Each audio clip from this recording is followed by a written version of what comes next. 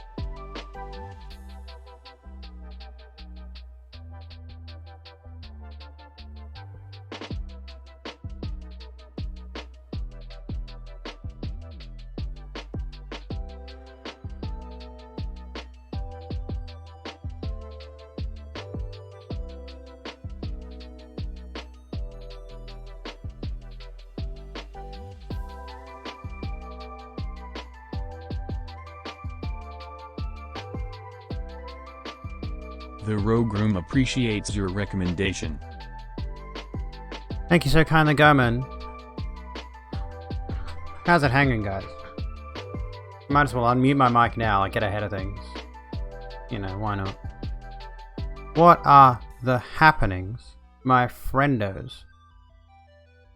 You're about to see how things look nowadays. Hopefully, I haven't fucked up somewhere. What's going on? Welcome to the Rogue Room. I'm missing lighting over here, which is why I'm looking at lighting right now. What's going on? How have you been? How's your day been? As you can see, we've done a bit of an overhaul. I kind of don't like my facial profile, but that's a whole other topic. Welcome back, Soul Reaper. Or welcome in, Soul Reaper. How was your walk? I hope it was good. This is my bedroom. This is what my room looks like now. It looked a lot different before. You might have seen these shelves. I just recently got rid of one of them. I'm actually I don't even want to keep those, but I got one to keep my most prized possessions on. So as you can see over here, we've got most of it's mostly gaming stuff. There's Vess. You can see Vess. We're very unlikely to see her. Got a bunch of stuff there, and I got mostly games down the bottom and like collector's editions and stuff like that. So anyway, let me now adjust my camera back to the position that I had it in, which is like vaguely that. I don't know. I do have a Spooder.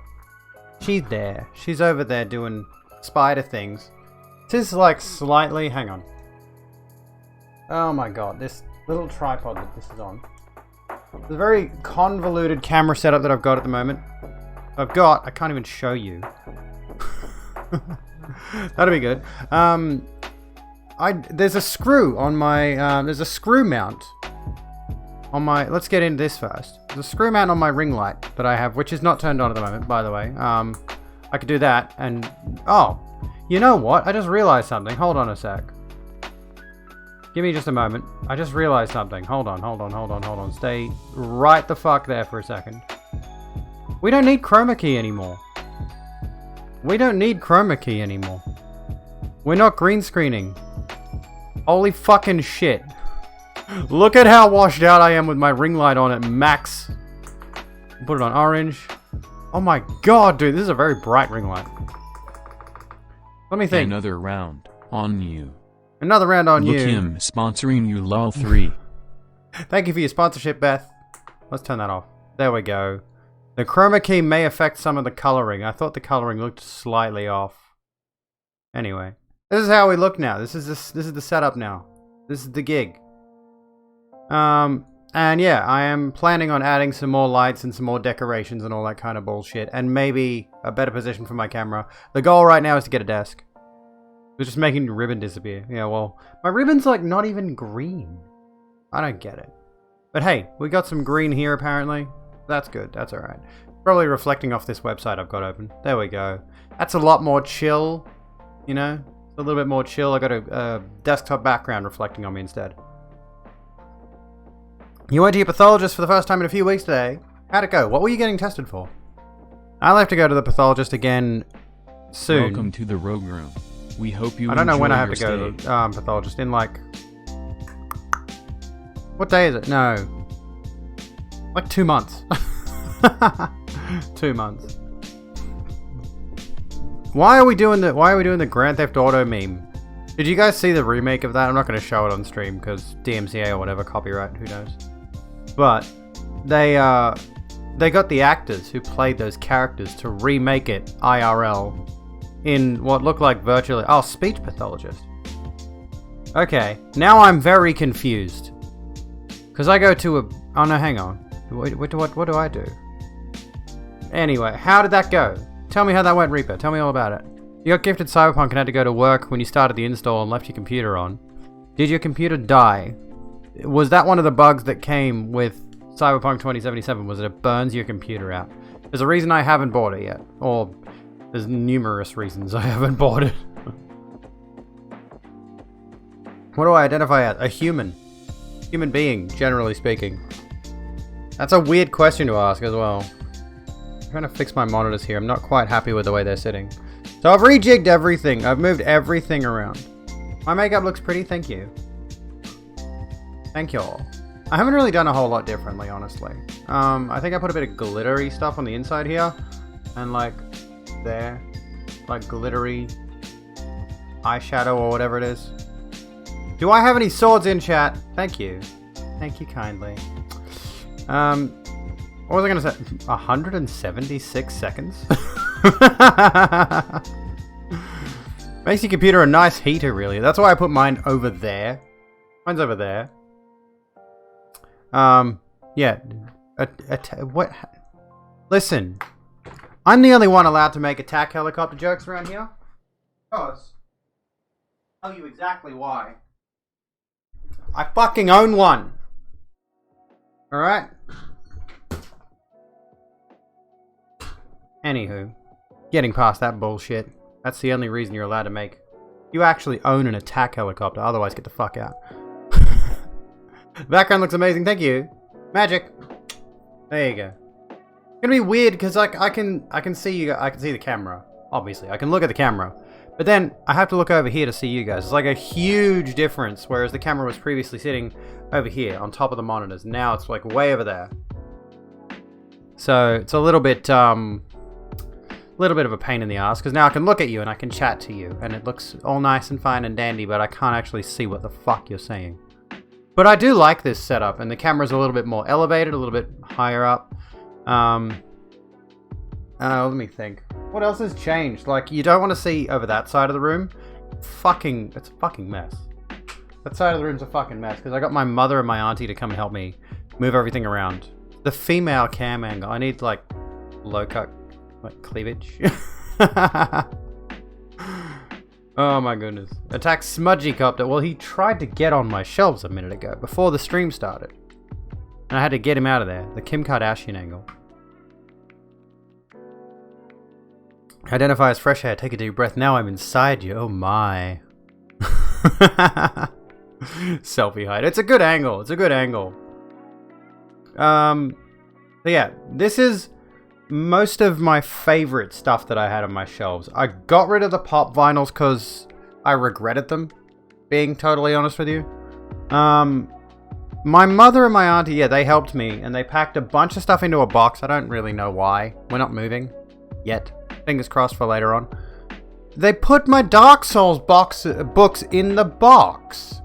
And my Solera of Astora figure, and my Artorias. Artorias won't survive the box, I'll tell you that much. With his fucking shit calves, he's probably broken off his base. I need to message Totaku and be like, hey, you fuckheads made Artorias bend over too much. Anyway, my Dark Souls books, I got like 3 Dark Souls art books, or at least 2. And they're in a box now! And I gotta go and... they're buried under all these old World of Warcraft action figures. And I gotta get it all out. And then figure out what to do with the rest of that stuff, honestly. I've got like all those... you may have seen in my previous pictures of my shelving unit. Tons and tons of Disney Infinity figures. Which I like, and I don't want to get rid of them. But I'm kind of thinking I'll just give them to the kids. I'm not that attached to them as a collection. Maybe I should hold on to them, but they're out of the packaging. So it's kind of like... they're not really going to be worth anything in a few years. The thingy about the lizard cat human thingy was something a mod once told you that was so you went with it. I mean, no. I get that you're not trying to be offensive with it. Although we do kind of warn away from that kind of joke. But here's an interesting little story from my youth, which this sort of vaguely ties into the part in the intro of the video where I talk about how school was not a good time for me.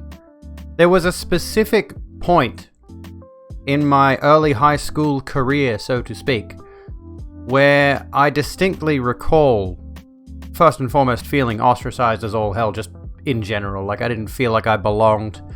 And my attempt to buck off some of that, that feeling of almost shame of just existing, quite frankly. I just didn't feel like there was any part of me that felt like I belonged anywhere. And people were making fun of me in class and all that, and for some reason I just said, yeah, I'm an alien.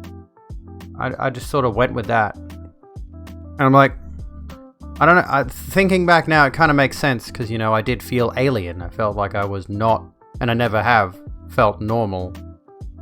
And now it's quite patently clear why that is. Obviously. But yeah, like Reba said, yeah, we can tell you're joking. We can take the piss out of that joke because we're friends. We are familiar with each other. But if someone comes in straight up with that, they're just being a troll, just being a dickhead. I ain't normal, I'm spectacular. Thank you. Thank you so much. What do we think about, right? Don't look at my crotch too much. I mean, here's my keyboard. I'm wearing shorts. Don't freak out. I did shave my legs. They do look kind of lewd. What do we think about a light strip down the microphone stand? I'm just... As I'm looking at lighting, I really want to get some new lighting. Let me fix the angle on this bitch here for a second. Oh, okay. We're doing that now, are we? We're doing the whole defocus thing. Show us your knickers. They're actually just literally a pair of tradies. They're just black tradies that literally the most non-exciting undies I could possibly be wearing. I'm not going to show them on stream though. I do worry that if I stand up, that it'll look like I'm just wearing a shirt with no pants. But yeah, that was my kind of... That was generally... And there was a thing early on. Another way of me almost self-ostracizing in early high school. Particularly early high school. I don't know what it was, like I never remember doing this kind of thing in primary school. The moment we hit high school, I started getting weird. I think I was already a weird kid to begin with, like in the grand scheme of things. But in high school, I started acting weirder for maybe the sake of attention, and that could probably give you some ideas about what I do now, obviously. That's all I do, is I act weird on the internet. And, one of the things I did at so the story I told you happened at my second high school. I'm an alien. And I'll stop playing with that clip thing on my mic stand. Sorry, I'm being a dickhead. You know what I'll play with instead? New fidget toy. A letter opener. No, actually, I won't do that. Just in case handling a blade on stream is probably a bad idea. Anyway, it's literally just a letter opener. Calm down, Twitch. Welcome to the Rogue Room. Welcome to the Rogue Room, We Amy, hope you Francis, enjoy your music. stay. Welcome in. How you doing, lovely? What was I going to say? Oh yeah, the first story though, at my first high school that I went to, I for some reason decided I would try to be sort of a school superhero, running around letting everyone know that I'm a superhero of some sort. I don't know what the deal was with that. I forget at this point. The finer details escape me. Abby in the Rogue Room with a letter opener. I have not played Cluedo in ages. I would like to, actually. Here's the rules! For anybody who missed them, there are now 10 of them. Some of them are honestly redundant. Oh. Don't know if you saw your 10,000 tweets today. That's the problem with like tweeting so often. I just looked where the camera used to be. I have a tendency to tweet so often that I think so many of them end up flying under the radar. Saying your internet is fixed, but your man said you're a different person today because of it, because you were happy. Tell him off! How dare you! Jellies, man! How dare you! That's rude. Pokemon, you and the Pokemon thing. Do tell. Lacy knickers are uncomfortable. Yeah, I wouldn't try that. I kind of want to get a pair, like get a lingerie set or something just for the sake of trying it out, but at the moment I'm wearing very vanilla underwear. All of my bras, the sports bras, that's it. It's easy to get on, they're comfortable. And just like normal undies. That's it. If you wanted a deep dive into my underwear drawer, there you go. You got it. I think I've also got a sports sort of like bikini, like a fitness bikini, so to speak. Not a bikini, but like it's a cut-off top sports bra thing, and like shorts. Haven't worn it to the gym yet. No. A reactionary is specifically somebody who has viewpoints that are anti-progress. They're an anti-progressive. It's not having a reaction to something. They are explicitly an anti-progressive kind of person. That's what a reactionary is. Not a reacting person. You can react to stuff, but maybe I should set it. There was another word that I was using and I forgot what it was. Now I can't change it back because I can't remember what the word is. Howdy, hey Reese, how's it going? Welcome to the official Rogue Room that's not pixelated. I still have my pixelated backdrops for other scenes, but I'm gonna need to redo this one now. Look at this shit. What do I do here? I'm gonna have to figure that out, but I have also done this for my game scene. I'm over here now. Hi! Because camera angles. This is where I'm gonna be for games from now on. I'm gonna try to fix this border though. The border's not very good. Hexagon-shaped webcam. That sounds awesome. Sounds awesome. Glad you like my room. We just did a bit of a tidy up in it today. We fixed it. Hello, Ren. How's it going? How's it going? I'm definitely gonna be buying some more lights. I'm gonna put some lights on the wall behind this so that I've got light coming down on me. Because I want that. I think that's cool. I think it looks cool. Because like I've got... This doesn't look good. Quite honestly, this doesn't look good. It doesn't really... I mean, it makes me clearer, but I think I like the vibe of being in the dark sort of thing. So you're 23 and still getting called Pokemon Girl. What were you getting You've always had an overactive imagination. You can see where it's going. Unfortunately, you didn't learn to moderate it till you were 15, 16. In the meantime, you became Pokemon Girl and the laughing stock of the entire town. I see. That sucks. I hate people. I hate the way people do that shit. And I'm still... The thing is, I'm still learning it myself. I've had this habit of, like, looking at certain people around me that I see often and judging them and making a preconceived notion about them. And that's something I'm slowly learning to move away from. Well, I think I'm pretty rapidly learning to move away from it at this point because, you know, me being trans kind of woke me up. It's like, hey, don't be a dickhead. We're going to keep going on about the fact that I was a dickhead for a while there.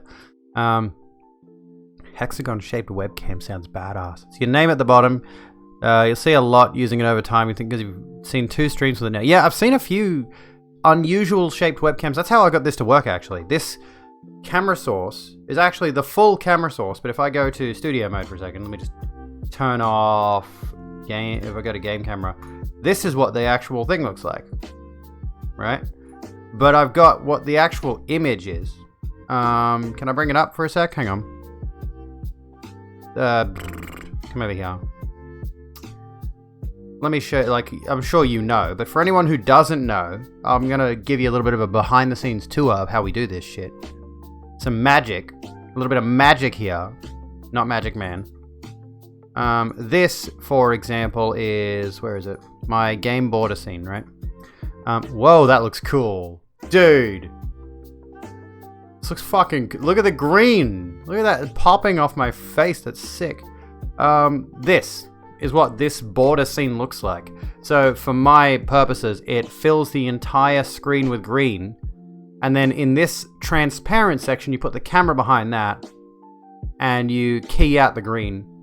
And that's how you get this result here. So my full camera is... My full rectangular 16:9 camera source is here. But obviously, I have, for all intents and purposes, done away with it. I'm going to try something really quickly. Hang on. I have an idea. Alright, let me do something. Let me just do this. And this. That didn't do much. I could do a bit of red. Do a bit of orange. I could just, like... I could fuck around with colors. Make myself look different. Look, I'm green. Make it darker. Make me blue. That's kind of cool, isn't it? Alright. Enough of that bullshit. Whole upshot of the Pokemon thing was now your imaginary friends have to stay firmly in your head, which sucks because imagine being stuck in someone's head, rent-free, living rent-free in your head. That looks so good. Thank you. I'm trying to work on my makeup significantly. I'm turning into a little bit of a makeup artist. A makeup topic. I read your message, Ren, at the same time as I said that. You have a rant topic question. Go ahead. We're not getting into like the topic of cancelled just yet. We'll get into that shortly. I think I'm going to turn off this particular image in my desktop rotation because I don't quite like it. I'll leave it. Whatever. It doesn't matter. You need to get going, Beth. Have a good one. Thank you so kindly for swinging by. And I look forward to seeing you streaming again soon because I heard you were going to be. Hopefully. Fingers crossed. They do great island upkeep. Well, that's good. Wait, an Animal Crossing? That's what I should do. I should put like my consoles there. That'd be an idea. I should move those somehow. I don't know what I would do exactly. I should make some space, put my PS4 and my Switch there, right? And have the wires running to like the usual capture card situation over here at the computer. I think that'd be pretty good. To have like the PS4 in the background over there, the wires running around my door here. We'll see. Premium, nothing. You're fucked. You get nothing for that. Here's my fairy lights, by the way, for anyone who missed it. My fairy lights, they're pretty. Sorry, Reba. There you go. Nothing, you get nothing. There's my fairy lights. And my spider. Do you see my plush Minecraft spider? I'm pretty, thank you. I try. I try my best. Do the best I can. Where the fuck? Look, here's that fucking attack helicopter. Go away. Like, fuck off. Fuck off, attack helicopters. None of that shit around here. None of those fucking attack helicopter jokes in my stream. Thank you very kindly. Anyway, as you were saying, when a game comes out and has two dramatically different reasons for being disliked, the combat is janky, the characters are bland, the story sucks, and the other asshole saying shit like, says trans characters, it's political. Do you think it becomes harder to criticize the game while also pointing out I'm not a transphobe? I think that's just... I think you can make your criticisms and just not acknowledge that discussion. It might be the best way to do it, quite frankly. If you're going to be someone who's going to criticize the game for its legitimate problems, then there's no issue. If you are someone who has to go out of their way to comment on things that other people see as an issue on political levels or sexuality, minorities in a video game. Oh my god! Grand Theft Auto had a black protagonist for the second time. And the rumors about Grand Theft Auto 6 having a female protagonist. Oh, shocking! A woman committing felonies! Crazy. But yeah, if I were like just say, for example, if I'm doing coverage of a video game, or if I'm doing a review of a video game, my focus is going to be on what technically makes it good or bad. If, for example, transgender representation in a video game is bad, that will factor into my review, of course. But generally speaking, if like someone else, if a bunch of other people are going, oh, this game is political because it has trans folks in it, that's a them problem. Where's your enemy protagonist? I feel like there was actually a game at some point. I can't think of what it is. I'm sure there was a game where I guess like the character was androgynous and they never well, you could do COD Cold War. Why didn't they just call it that? Sorry, I peaked my mic again. I really got to get a Shure or something. Yeah, why didn't they just call it Call of Duty Cold War? Call of Duty Black Ops Cold War is too many syllables for a video game title. I'm sorry, get fucked. So fucking annoying. Yeah, actually, that's kind of shocking. V from Cyberpunk is technically not NB. There's no they, them pronouns. There's no neo pronouns. It's set 56 years in the future. And their non-binary representation is non-existent in that game. It's kind of astounding. What's worse? I'll do a little Cyberpunk rant for a moment. What's worse about the character customization in Cyberpunk 2077 is your voice is directly tied to your pronouns. They don't give you a menu option to say, I want these pronouns in dialogue. Your voice defines what your pronouns are. How fucked up is that? Think of how many transgender people, myself included, have incredible voice dysphoria. We are incredibly clockable based on our voices. Right? And so people will legitimately misgender you based on what your voice sounds like, which is kind of crazy considering there are men and there are women who have dramatically feminine or masculine voices. So that's really stupid to begin with. Realistically speaking, they should have added a menu option. That's like, even if they didn't, and they should have added NB options. I'm stunned that they didn't, quite frankly. But I think their primary goal seemed to be haha, look, you can make a chick with a dick. Like, that was... Let's not act like CD Projekt Red ever had the interests of trans and non-binary people at heart when making Cyberpunk 2077. They absolutely didn't. And from everything I have heard about the storytelling, it leaves a lot to be desired in the punk side of things. Just in general, like politically. Cyber corporatist 2077. But it runs well on your 2080 Ti. Yeah, we all made that joke. All of the cyber, none of the punk. But yeah, there is that thing. There is that whole situation with cyber. You cannot call it, by the way, that game. You cannot call it CP. Can we get this out of the way right now? Call it Cyberpunk. Call it CP 2077. Do not abbreviate Cyberpunk to CP under any circumstances. I'm not going to clarify why that is. You have Google. Maybe don't Google it. Use a proxy. Use, if you're going to Google what CP means, use nordvpn.com/bigmoney. Why am I, use Bing. Yeah, no one uses Bing. The FBI doesn't track Bing. The Corpo life path, you were expecting to fuck around and do cyber corporate stuff, but within 10 minutes it was over and you're like, what the fuck, haven't done anything. Yeah. It's like, there's so much that... Maybe they'll fix it. I mean, fingers crossed they'll fix it later down the line. Because there is the suggestion that they're going to be patching the game and then adding a whole bunch of content. There's a whole underground section of the city that was completely cut from the final game, which may end up being DLC. Allegedly.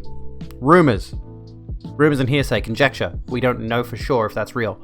But let's talk about DisplayPort then, shall we? Trying not to laugh when people use the abbreviation. Oh, DP.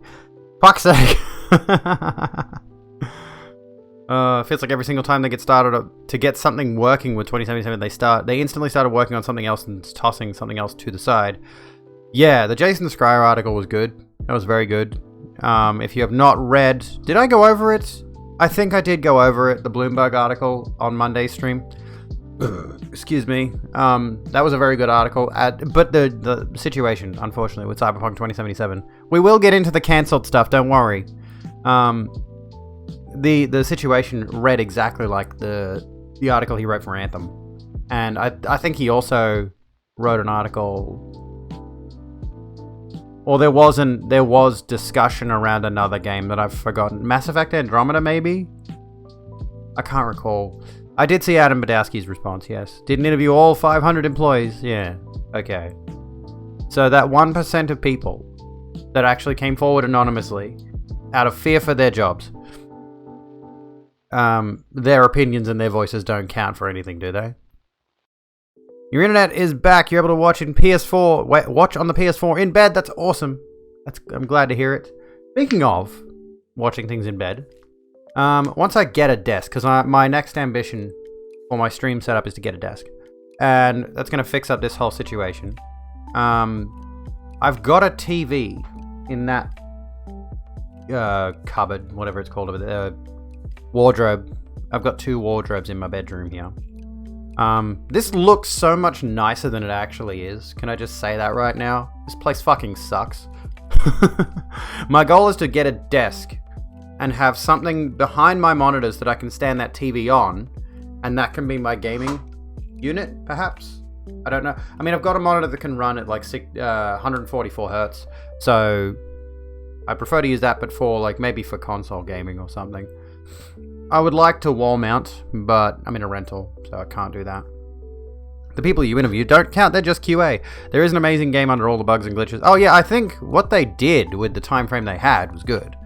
So they cobbled together Cyberpunk 2077 in about less than 4 years, I believe it was. Like 2016, late 2016 was when they really started development. And for the ambition they had, I think what I've seen of the game is quite impressive. But, of course, the fact of the matter is the game, like everybody's favorite, Jim Sterling, I love them. I was watching their stream before and it was giving me vibes. They had a wig on and it looked amazing. Anyway, like they said, it should have been delayed another 3 years. That's not even hyperbole. It should have been delayed a further 3 years. And fingers crossed, because we know they have their multiplayer plans. We know Cyberpunk, CD Projekt Red have their multiplayer plans going forward. So the goal is obviously to support Cyberpunk 2077 moving forward. And hopefully... Rena, thank you so kindly. I'm loving my head stuff. I'm buying a lot of head stuff lately. I need to buy more bracelets, honestly. I live for bracelets, hairbands, head scarves, and like chokery neck stuff. That's my whole vibe. And dresses. But at the moment I'm wearing like a flowy off-the-shoulder top. What was that? Oh yeah, so fingers crossed that over the next 3 years, CD Projekt Red actually goes out of their way to add in all the content that would have been cut from the game and adds, fixes a bunch of problems that we know are present with the game. So the multiplayer thing being postponed, like we're going to see multiplayer, allegedly, it might have been delayed, in 2022 is the goal, as far as I'm aware. You want to hug Jim Sterling? Jim Sterling looks very huggable. Inviting me to the podcast, that sounds like a good idea. I need to get more guests on because Monday was supposed to be a co-stream with Cartography, and I'm going to try to get her on again this coming Monday. We'll see if that works out. If not, I might have to hit up somebody else. I tried to get Loot Demon to come on, which she's still in the cards. She still will come on at some point. But I think she's on a bit of a hiatus, bit of a sabbatical, so... And same with Forget Mike. There's a few guests I want to have on. I'm just, like, rattling off guests that I've invited onto Mask Off. Oh. Ears ringing. I don't know why it does that. I want to have Grizz on, and Kat. I have to message Kat, Kat's Kitchen. I have to message her. But there are a few people I've reached out to that I'm going to have on the show for various topics, not even just gaming, but various topics. In fact, one of the ones I would like to ask Riz about specifically is the topic of adversity, and specifically tying that into the topic of difficulty in video games, because he and I have that similarity of liking games that are particularly challenging. And if you've seen him playing Mario, you'll see just the absurd skill the man has. So I want to talk about that concept of adversity, especially in regards to video games, but in general. As a philosophical concept. How do we overcome adversity, and how does it affect us on a social scale? Those are some ideas that I'm throwing out there. Manifesting topics for future streams. Got your pistol permit. Bought your fiance's pistol with you tonight because you don't have your own yet. Nice. 3 years for 100% polish. I don't know. I think that would be kind of accurate. 3 years. I get the suspicion that this should have been a 7 or 8 year development game, and if it was, I reckon we would have had. The thing is, like I've heard a lot of people say, of course, it's a really good game, despite all its flaws. But I think what they're missing is like a whole lot more could have been there if they had that 3 years. Of course, we don't know the specific time frame. All we know is the devs were thinking on Cyberpunk 2077 that it was going to be out in 2022. Right? They were thinking this game is not coming out for the next few years at least, and then they're just like, oh, release date, fuck.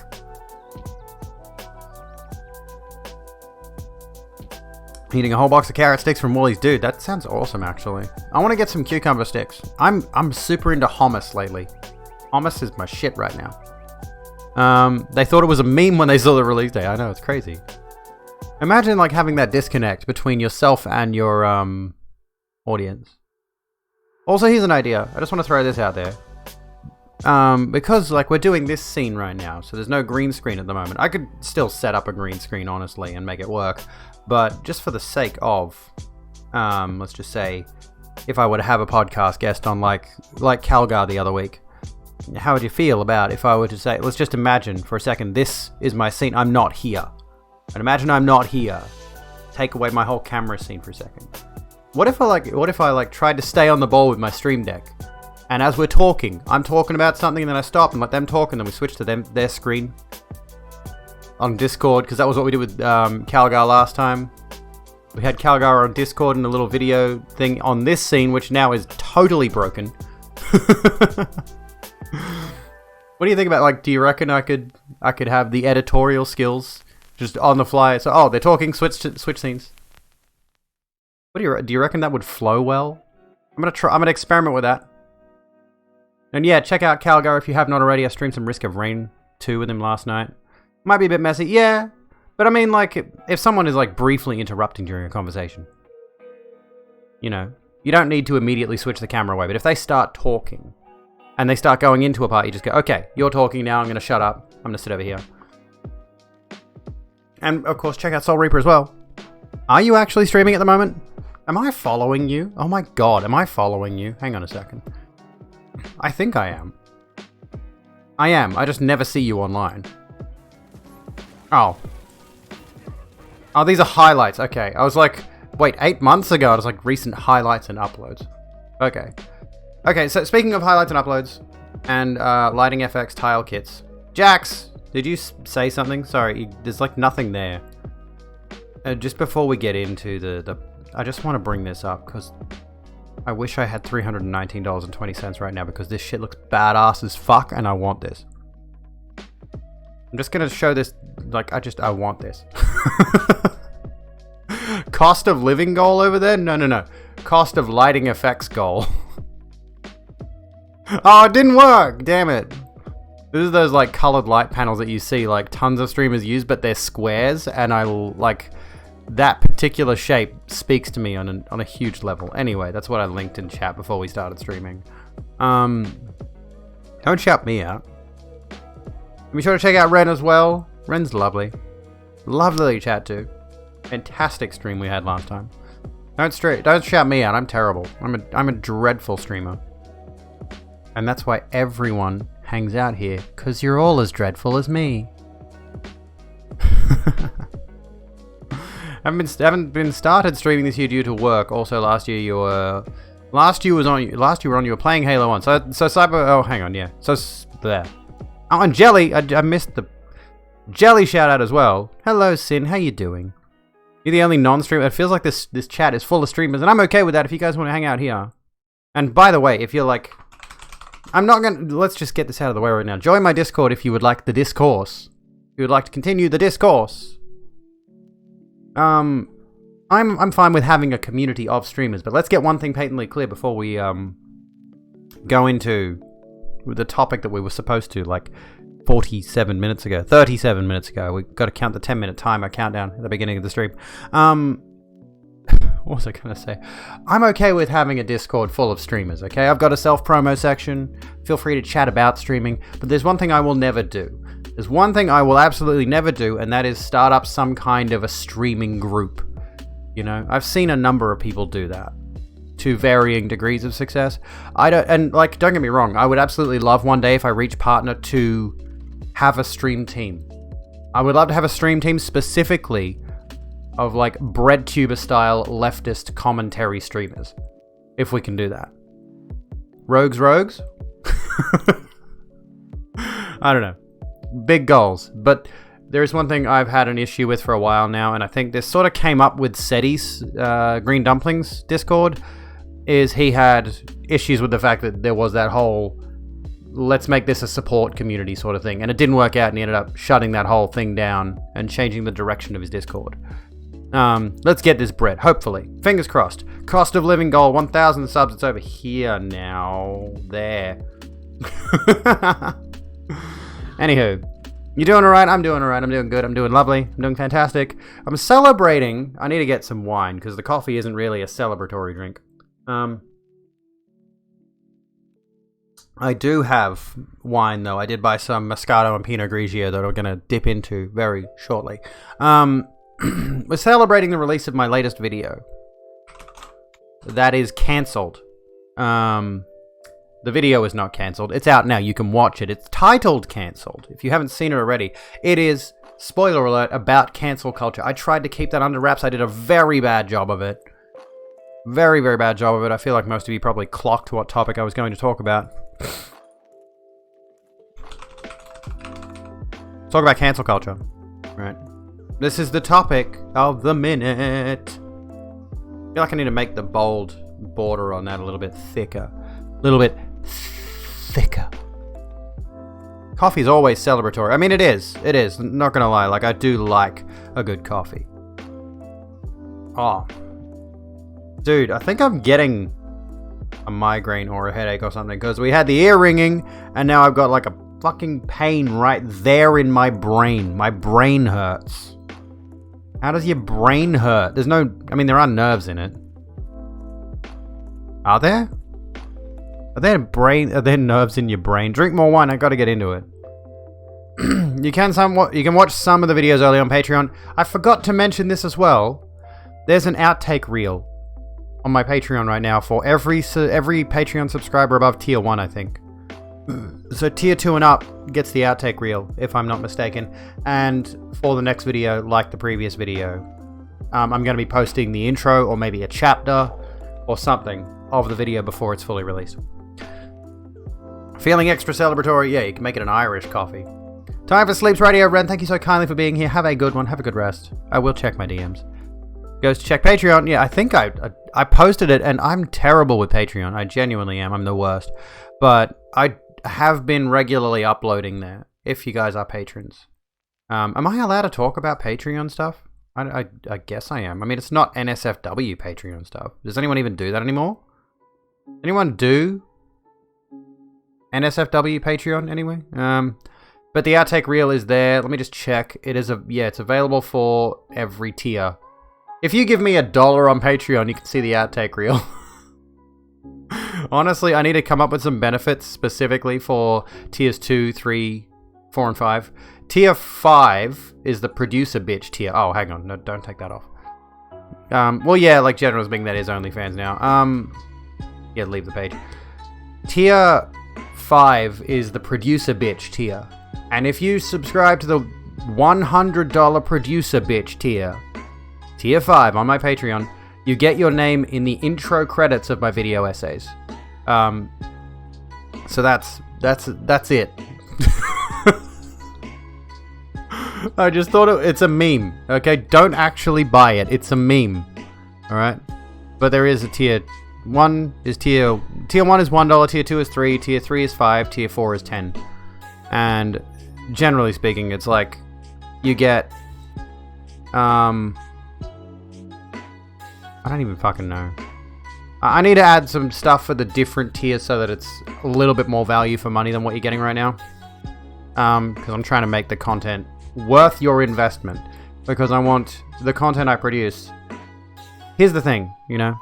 I Am Brandon posted something today about, like, let's manifest some sponsorships, basically. He goes, like, what's your dream sponsorship? And, you know, people were tagging the different companies they'd be sponsored by.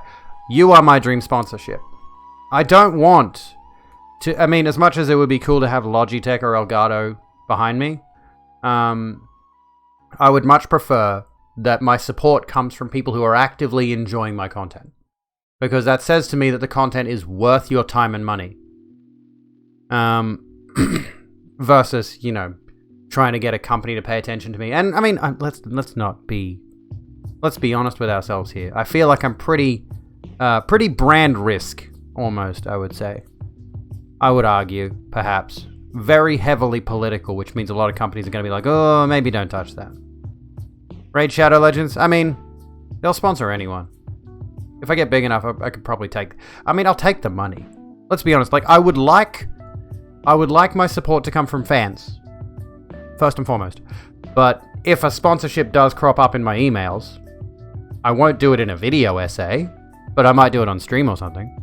And I've had something come up in my streams recently called Blurp, which is a sound effect cheering thing that you can install. Like, we already had sound alerts, which was the exact same thing, but there's this new thing called Blurp, and it's basically the same thing. It's like you pay bits, and it plays sound effects on stream. And I'm like, I'm not that kind of streamer anymore. I got rid of that specifically because I didn't like people interrupting the content with sound effects. It made it difficult to do things, concentrate and all that. Blurps. You want your money from only the fans? I know. Saucy. Anyway, the thing about cancel culture is that if you say something I don't like, you're free to say it, but I'm also free to not like it and decide I don't want to deal with your shit anymore.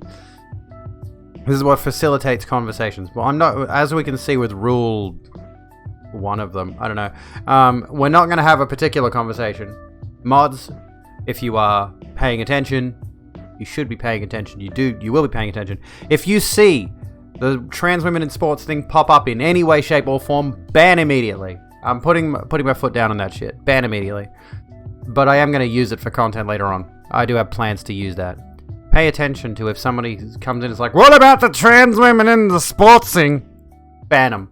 Don't want to deal with their shit. If you're paying attention, press 1. So the cancel culture thing, this topic was something I've been considering for a while now. Very heavily ties into outrage merchants in a way. I'm honestly not the biggest fan of outrage merchants as a video essay. I wish I could have gone back and added more to it. But I'm probably going to have that situation with all my video essays moving forward, honestly. Because I enjoyed making outrage merchants at the time with the limited production situation that I had. Which, nothing has really changed in terms of, like, what I have. I've just moved everything around. And now I've got more room in my bedroom. I could do push-ups there. I'm not going to. Don't even think about it. But I could do exercises in the middle of my bedroom. Why? I don't know. Extra thick banhammer. I'm still disappointed by the fact that the moderator badge is a sword. I hate that. That feels wrong to me. That feels particularly like it shouldn't be a sword, it should be a hammer, but anyway. I've been ruminating on the concept of cancel culture for a while, and I've been paying attention, obviously. This is why it became such a topic for me, and I'm just like, there was a particular streamer that inspired this. Not in a good way, they're an asshole, but there was a particular streamer that inspired this particular topic. I've got to stop using the same word over and over again. You might have noticed my little jab at myself in the video at some point, where I mentioned how many times I said find in the intro. Fuck, I hate that part. I wish I could go back and re-record that. I wish I had known. Oh no, the anywho thing I like. Anywho. that was on purpose. But the fact that I said find like 5 times in the span of like 2 minutes pisses me the fuck off. I really wish I had thought of a different word or reworded the script. I'm going to need to go through these scripts now, looking for me saying the same word routinely. Thesaurus, Abigail. You have a thesaurus on the internet. Use it. So anyway, yeah, this particular thing, this person mentioned the idea of starting a stream team devoted to being anti-cancel culture, right? And it's like, what does that say about you, right? What does that say about the streamers who are interested in that idea? First and foremost, you know you're being contrarian. You know you're going out of your way to say the things that you know are going to piss people off. Like, you're that kind of person whose whole persona is, I'm sorry if I pissed you off. Sorry if I make you angry. Because they're specifically saying things they know are going to make people angry. They're not trying to be decent people by any stretch of the imagination. And thus, when hordes of people in the community say, well, we're not going to support you anymore because you're a wanker. And we're going to let everyone else know that you're a wanker. And they can decide for themselves if they want to align with a wanker. For example, you know, here's the thing. I posted something on a Facebook group asking about people's setups. And one guy posted his setup, no comment on as to like what the specifics of it are. He just posted a picture of his setup like everyone was doing, that was the point. And he had a thin blue line flag sitting just outside of camera view. And I get the suspicion that, depending on the size of his audience, obviously, if someone were to see that flag, for obvious reasons, or if a number of people were to see that flag or whatever, their opinion of that streamer, if they had never mentioned the thin blue line thing in the past, of course, that would change people's opinion of them. Sin, you're hissing at the thin blue line. What are you saying? Saving up for the ultimate Banhammer 4500. I read that at first as like Warhammer. I realized I haven't played anything remotely similar to Warhammer in ages. I think I do have some Warhammer models around though. You don't get it. The thin blue line thing is the American flag, but it's grayscale and one of the lines is blue, and it's supposed to represent support for cops. Fun fact. Oh, we mentioned this last night on stream. I'll bring it up again. Fun fact, the Nendoroid for Judy Hopps from Disney's... Is it Disney? Disney's movie Zootopia. The rabbit cop chick. The main character, the rabbit cop. Her Nendoroid ID number is 1312.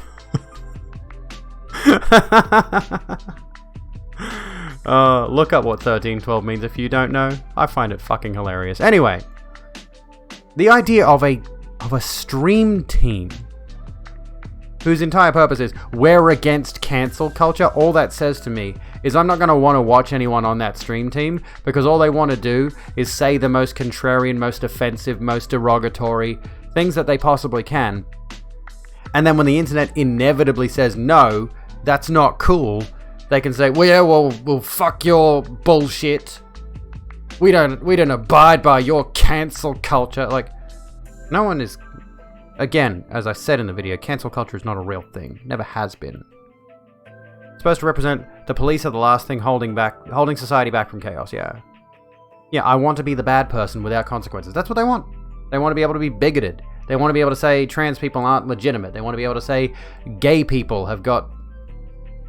Fuck, I don't even know what the arguments against gay people are. They want to be able to bring up the crime stats of black people. They want to bring up that coronavirus started in China. Like, they want to just constantly hammer in these points that have no bearing on reality.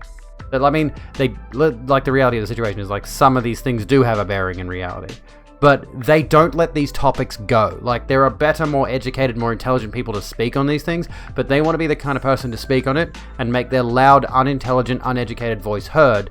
And when the rest of the world says, well, you're a dipshit who doesn't know what you're talking about, you go, I'm being cancelled. I look succulent, thank you. I watered myself.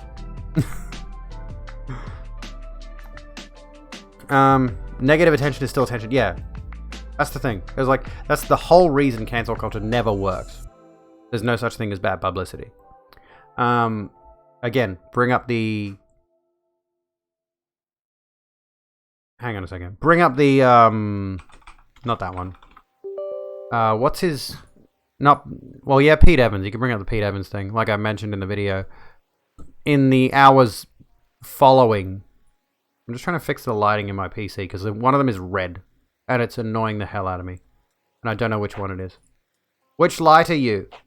Anyway. Yeah, in the time following... We hope you enjoy your stay. Mr. Not Nice. Welcome to the Rogue Room. Sit down, grab a drink, and chill out with us. Hope you're having a good one. What was I fucking saying? I've lost my train of thought now. That's not the right color. Yeah, as soon as he was effectively cancelled, right? As soon as he was essentially cancelled, all the news media outlets, primarily Murdoch owned, I would suggest, I would assume, started talking about how he's going to have a comeback, how this is not going to affect him, how he's going to be completely fine, right? Not going to affect him in any reasonable way, shape, or form. There we go. I found it. Cool. I had to make it blue. The colors in my PC, the color lights in my PC are they've got very limited color scheme, so it's kind of annoying. The freedom of speech argument is just bollocks anyway, to be honest. Everyone cries it, but it only ever comes up when someone is offended. Similar to when people say, oh, it's just a joke. Yeah, Isaac Butterfield. Isaac Butterfield's whole thing is everything he says is a joke. Oh, anything can be comedy. He's just using that as an excuse to dog whistle and to say the most offensive things about the minority groups that he hates. By the way, you'll notice he does this. He's a white person, right? He is a distinctly privileged white man. He's a very, very privileged white man, Isaac Butterfield. Not Asa Butterfield, by the way. Totally different guy. Isaac Butterfield, the YouTuber with like 1.54 million YouTube subscribers. The only time he will ever bring up the fact that someone is white is the thing. He's always looking for people to attack who are... I mean, he does attack a lot of white people. But he'll attack people of different races as well. You should not watch his video on the George Floyd situation. Holy fuck, the dog whistling.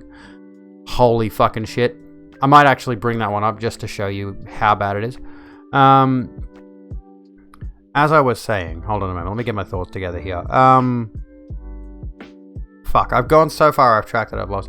The only time he'll ever bring up the fact that someone is white as a jab, for example, Because like I said, he's one of those people that everything's comedy. He's got that South Park attitude to it, but at least South Park has some measure of intellect about things. He just says he hates things. The only time he'll ever bring up if someone is white is when they're like an SJW type. Like what he sees as the SJW stereotype. So he'll mention specifically that they're privileged white pieces of shit, because he loves to call people pieces of shit. Especially the whole trans Jedi thing, what he did a little while back. That was so funny. That was the most offended I think I've ever seen someone. He was so upset. Okay, Rena, hold your horses for a sec. I will hydrate. I'll leave you with the music for just a second, because I don't have my water bottle with me, because I'm an idiot. Don't look at my ass.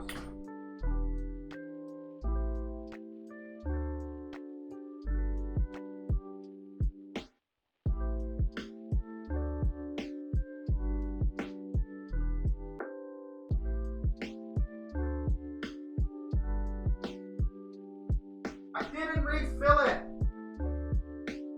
God, I'm an idiot.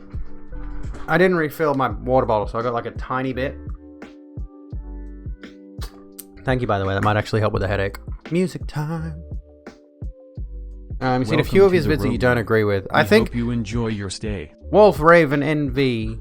Welcome to the Rogue Room. Sit down, grab a drink, and chill out with us. We hope you're having a good one. Only need a little sip, true. Has gone off the rails recently, really? I'll have to have a look at that. I stopped watching him. I just lost interest when he started doing reviews of reality TV. Like, he did that really good video on Barilaro where he rented the... Not gonna spoil that. I am not gonna spoil that. I think the video is called Bruz. B-R-U-Z. Go watch that. That one's good. But that was like the last video I watched of his, and then I just stopped paying attention. Yeah, Bruz. It's a good video. Very, very good video. Very ContraPoints.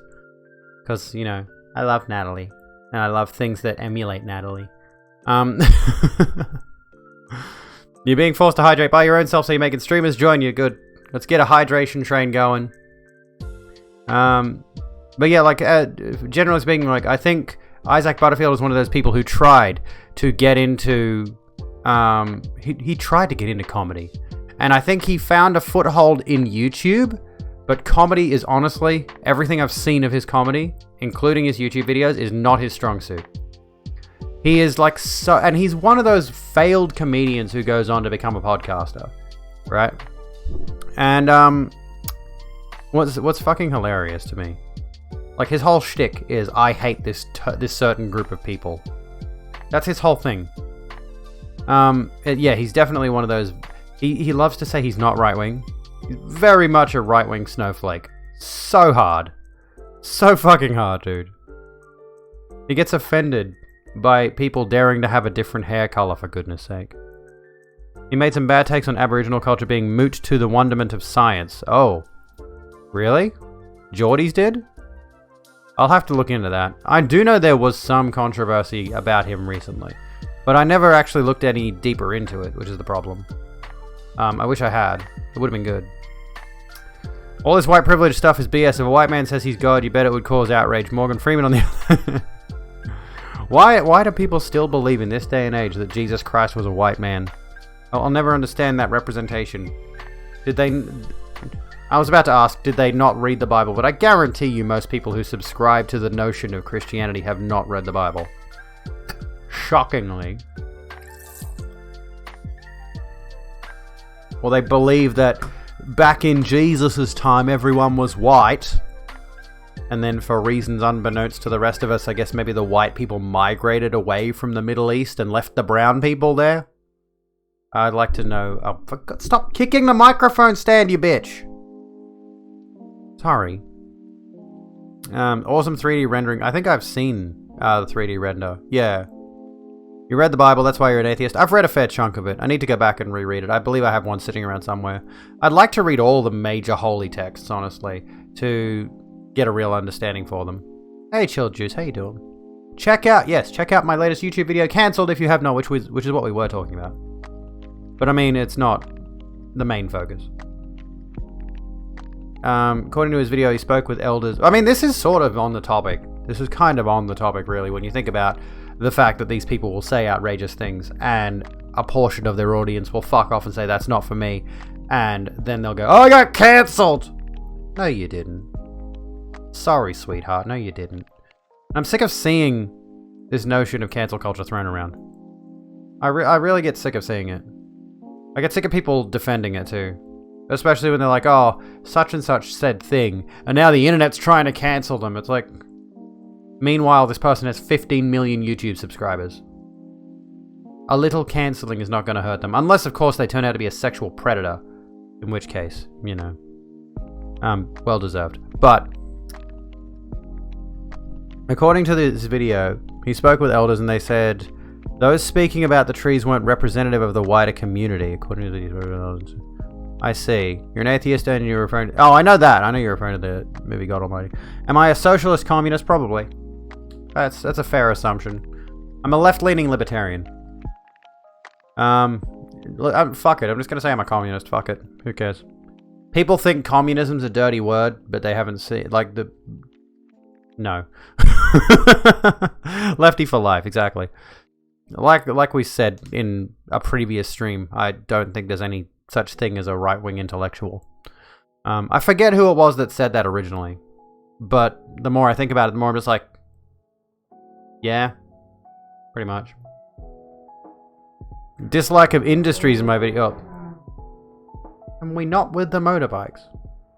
Dislike of industries. Which video? Like in the cancel culture video or in a different one? I mean, I do dislike industry. I do dislike major capitalistic organizations. Welcome just got here and you already like me. Thank you, Grim We Fairy. hope you enjoy your stay. Welcome to the Rogue Room. Sit down, grab a drink, and chill out with us. Hope you're having a good one. He also admitted in a recent podcast, yeah, he said stuff looking at it now wasn't as well thought out as he thought it was. That's the thing. That's the great format of streaming, for one thing, is you get to say shit and you get to get fact-checked about it. So if I say something that sounds a little bit off, please try to correct me. But it's also the great thing about the video essay format is I can do a lot of research and, fingers crossed, put out a good video. Like Cancelled, which I think is a good video. I quite like how it turned out. Swirling your scotch. I've still got just water. I need to fill this up. And then go get some wine. We should get into the wine. Oh, goodness me. Out west is very religious and the blokes you were dating were Catholics, and it took a few incidents before you got finally sick of it altogether. Just call a possible deity that might be out there, the universe, and you're sure you'll find out eventually. That's the thing. Can we cancel God? Cancel God! Again. Yes, as I mentioned... Well, yeah, like we're saying here... As we're saying here, like, a lot of these people who have these kinds of backlashes towards certain things, like, the good thing, right? If Geordies saw that he said something that was inflammatory and uneducated, right, uninformed on a certain subject, and he retracted it and he's like, look, I fucked up, that's accountability, right? That's what these cancel culture pundits do not want to accept. They do not want to accept that their potential viewpoints are harmful. Whereas if I see somebody fuck up like that and they do accept accountability and they do apologize for it, no harm, no foul. Realistically speaking, they've done the right thing. They've apologized for it. As long as the apology is not, I'm sorry you got offended. That's the bad way to phrase things. Again, I haven't watched the actual apology, but I will say that, you know, if that's what's going on, in a general sense, not just regarding Friendly Geordies. You don't believe in a deity, but energy and life in general. I mean, yeah. I don't believe in, Swag Jerry Rice. Oh, you just smoked some dank hash. How was the hash? Is it treating you good? How you doing? Welcome in. Yeah, I don't believe in deities. And I'm amazed that they managed to... I'm amazed that they managed to continue in the modern day and age. It kind of feels like... And maybe this is just my perspective as somebody who is obviously a very enlightened intellectual atheist, m'lady.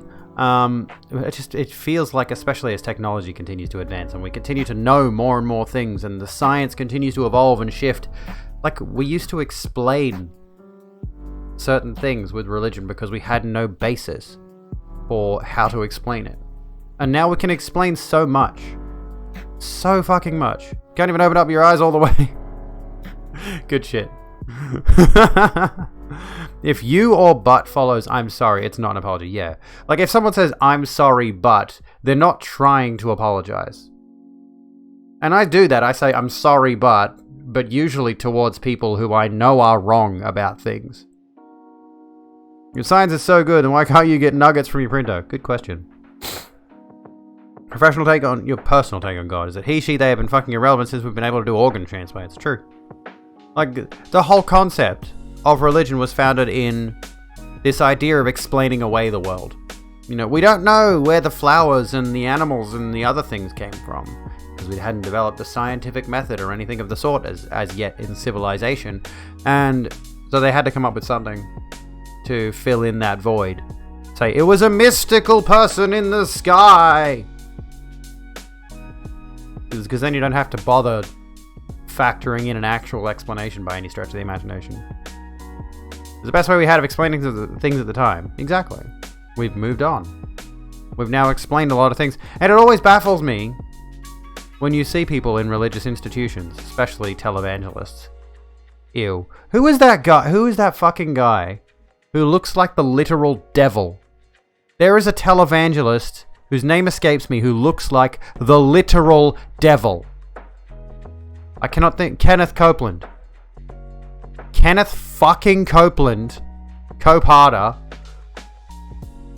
That man cannot... Like, I'm waiting for the day of apocalypse to come and Kenneth Copeland is there on his television to his millions of followers and starts peeling off his skin. I genuinely believe that man, if there is a devil, he is the incarnate of it.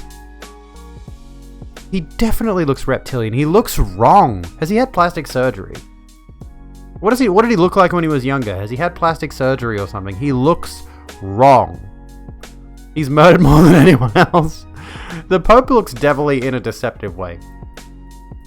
The Pope looks devilish in a way that he will try to convince you he's a good guy first. And then he'll go like ass pics on Instagram. What's that about? What's that situation about? Go look at the Pontifex Instagram account and look at what it's liked. A certain company being in a group of people who follow... Yeah, and that comes back to this thing. It comes back to the mob rule thing. You believe in God, but you respect everyone. Well, that's good. That's fine. As long as you are respecting people, you know. I mean, that's what I try to do. And I realized at some point I wasn't respecting everyone. And this is going to be a topic in a future video. I mean, yeah, we are disrespecting Kenneth Copeland right now, but that's punching up. Quite frankly, I don't mind if I'm punching up. I'll disrespect people who are far above me in the sociological, financial hierarchy. I'll punch up. But this is going to be a topic in a future video at some point, is talking about the idea of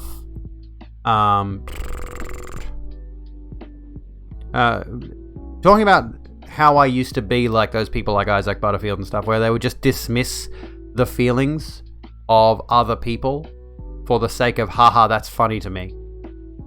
That is going to come up in a future video at length.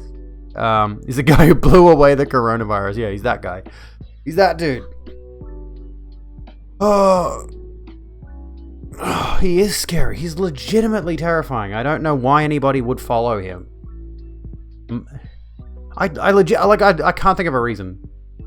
These people that follow him, there must be a particular thing wrong with them. And I think, yeah, this hive mind thing, right, that I mentioned, the mob rule situation, like the Solomon Ash test in the video, where if you're surrounded, I imagine a lot of these people that are, say, going to his shows or watching his shows or whatever, they're generally speaking probably, I would dare say there's like if you're in a big city, for example, there might be a suburb in that city, and everyone in that city probably goes to the same church, right? And all of those people become this tight-knit community, and they'll hear Kenneth Copeland is hosting a mega church event. Before coronavirus had locked down everything, obviously. In a normal world, not that this has ever been a normal world, mind you. But you would have these people who would go to churches that are just as fanatical as his, and they would develop a culture of fanatical obsession with their religion. And just devotion, just crazed devotion. And when you get raised into that social situation, or you get coerced into it if you were not in it to begin with, I dare say that that's, again, where that Solomon Asch thing comes in. The Asch test, the Solomon Asch conformity test thing comes in.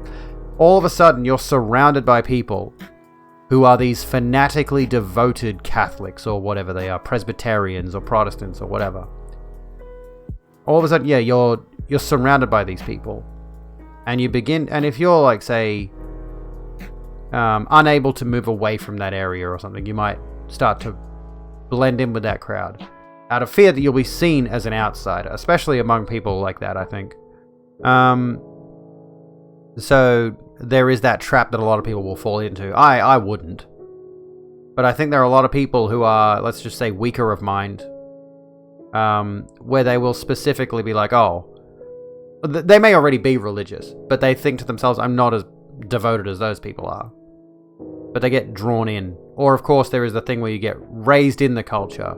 And if you are raised in the culture of going to these kind of hugely devoted churches where it's everything is God, dismiss science, dismiss all of that, everything is God, you have to devote your faith and all of that sort of thing, devote to your faith, it becomes incredibly difficult to break that, and then it becomes generational. You got several generations of people who are devoted to this idea of this religion to such a fanatical level. Nothing wrong with finding like-minded people as long as you're not hurting yourself or anyone else. Exactly, yes. Can't believe Andrew Lloyd Webber hasn't considered plastic surgery. I'll have to look him up. I can't remember what he looks like. Can stop demonizing tribalism and wanting to be part of a group. Oh yeah, like it's not necessarily a bad thing to surround yourself with people you relate to. Yes, true. Finding your tribe is a good thing. But I think there is, of course, there's a difference between finding a group of people who are respectful and tolerant and all of that kind of thing, where it's a comfortable group for everyone, all different types of beliefs, all different types of interests, all different types of personalities. Didn't he also lose his shit at a reporter and held himself back at the very last second, but you can see he wants to lose it, but recognizes the camera and stops. Wait, are we still talking about Copeland? I'm just talking about the general concept of televangelists and their cult of personality now, which is very, very similar to the whole trumpets thing. Cult 45. Sorry, I spat. Cult 45.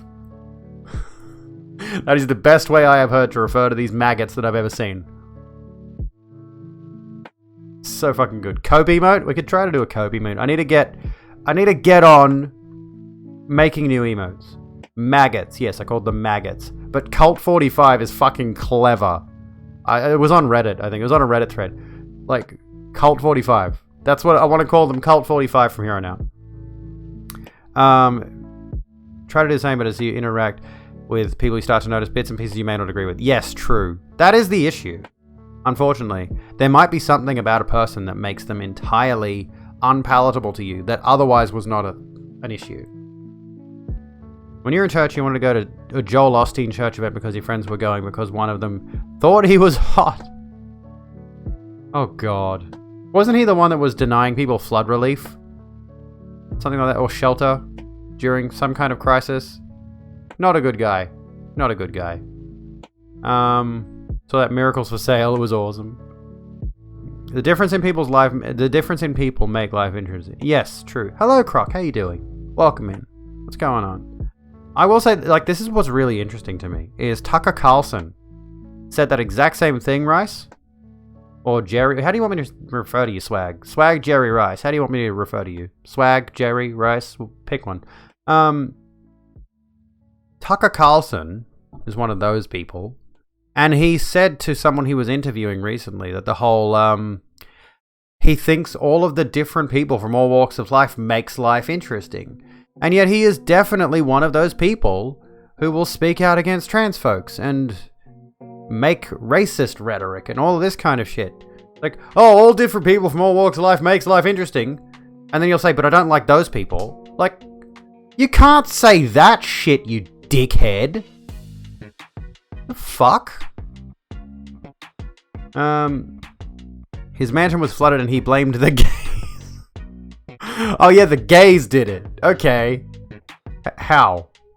That's my question for them. Whenever they blame gay people for something, like, okay, explain that one to me. How'd that happen exactly?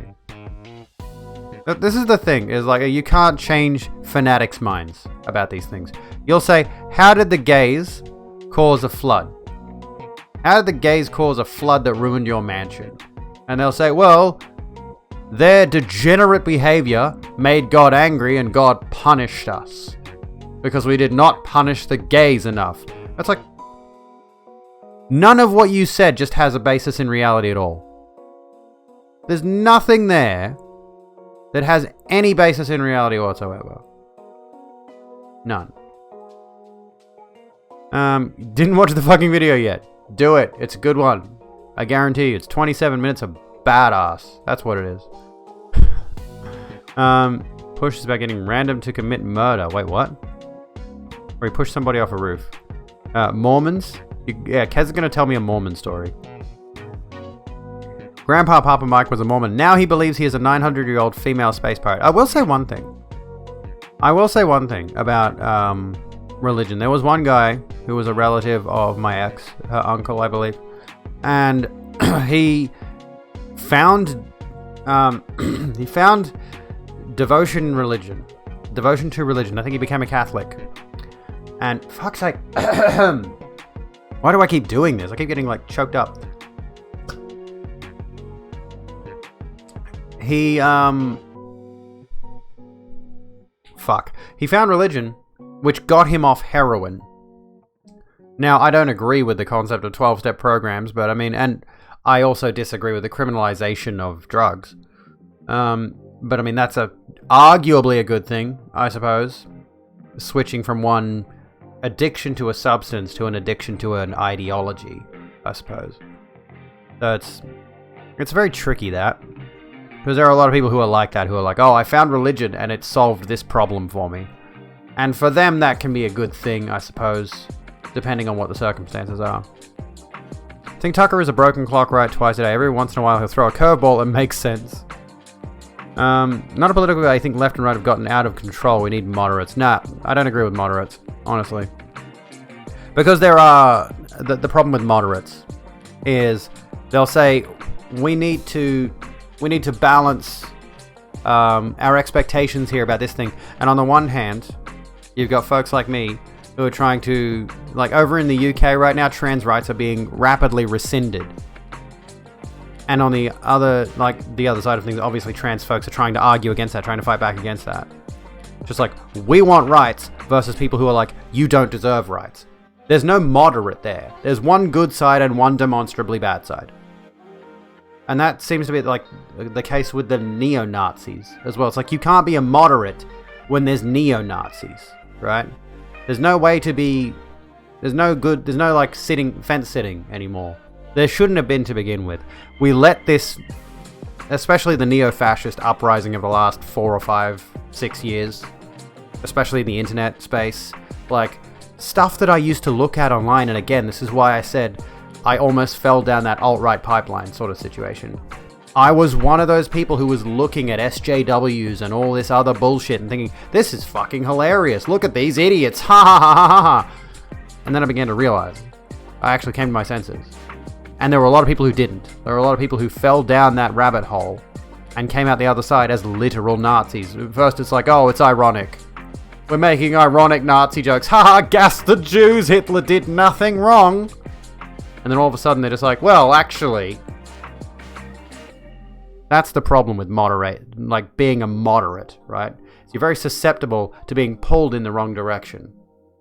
All they need is one convincing hook, and all of a sudden you've got another Nazi. We can't do moderates anymore. What was it? Pretty sure the gays were supposed to punish the straights. That was like 3 minutes ago. I'm sorry. That's why God is so mad all the time. Yes, please punish the straights. That reminds me of like I made the mistake. Now I'm arguing with transphobes on Twitter because of course I'm an idiot. Somebody posted a fucking meme that was, you know, going into all the stereotypical. It was like a video meme, and it's like, oh, stereotypical transphobic. You're not a woman. You're a man with a, and like it went through all like the biological bullshit, as if that defines what a woman is, and it gets to the end of it, and it's like you're a homosexual man with a feminization fetish or something. It's like, well, actually, I'm a fucking lesbian, but all right, go off. I'm not into men. At all. Your grandmother has been sober since 2012 because Jesus came to you in a vision and told me he's already given me my second chance, and if I don't stop now, he won't give you another. It's like, so glad she's sober. Yeah. And if that helps people, you have to give the religion credit for that. But the problem is, of course, it leads to delusion. So you're going to type this out as best you can, but when you lived in Kangaroo Point on the cliffs over the Brisbane River, down the street was the Church of Latter-day Saints, Latter-day Straights. So naturally they'd wander around the area snooping people out. You were walking home from IGA one day and two of them ran into you and one was hot. It was fresh out of the Catholic Church, so right for the picking. Days later they came to your place and talked you into going to their church one Sunday. It's a trap! Never go to the church. I was nearly converted by a very Ash Coffin looking girl. And I mean in all respects. But I was a staunch atheist at the time. And I still am, so that's not going to change me. But goddamn, busty gingers. I think we've found my one weakness. There's 14-year-olds that get mad at a Mexican person for speaking Spanish. I'm not sure what you mean. Yeah, good thing your grandmother is sober, but yeah, exactly. Satire, yeah, I miss satire, dude. I swear it used to be a thing. But now, I genuinely believe at some point. When do they do the Large Hadron Collider situation? Remember when they turned that on? I feel like they must have split the realities. And some of us are off living in normal world. And things are okay. Things are good over in the normal world. But we got split off into satire world. And everything's fucking weird.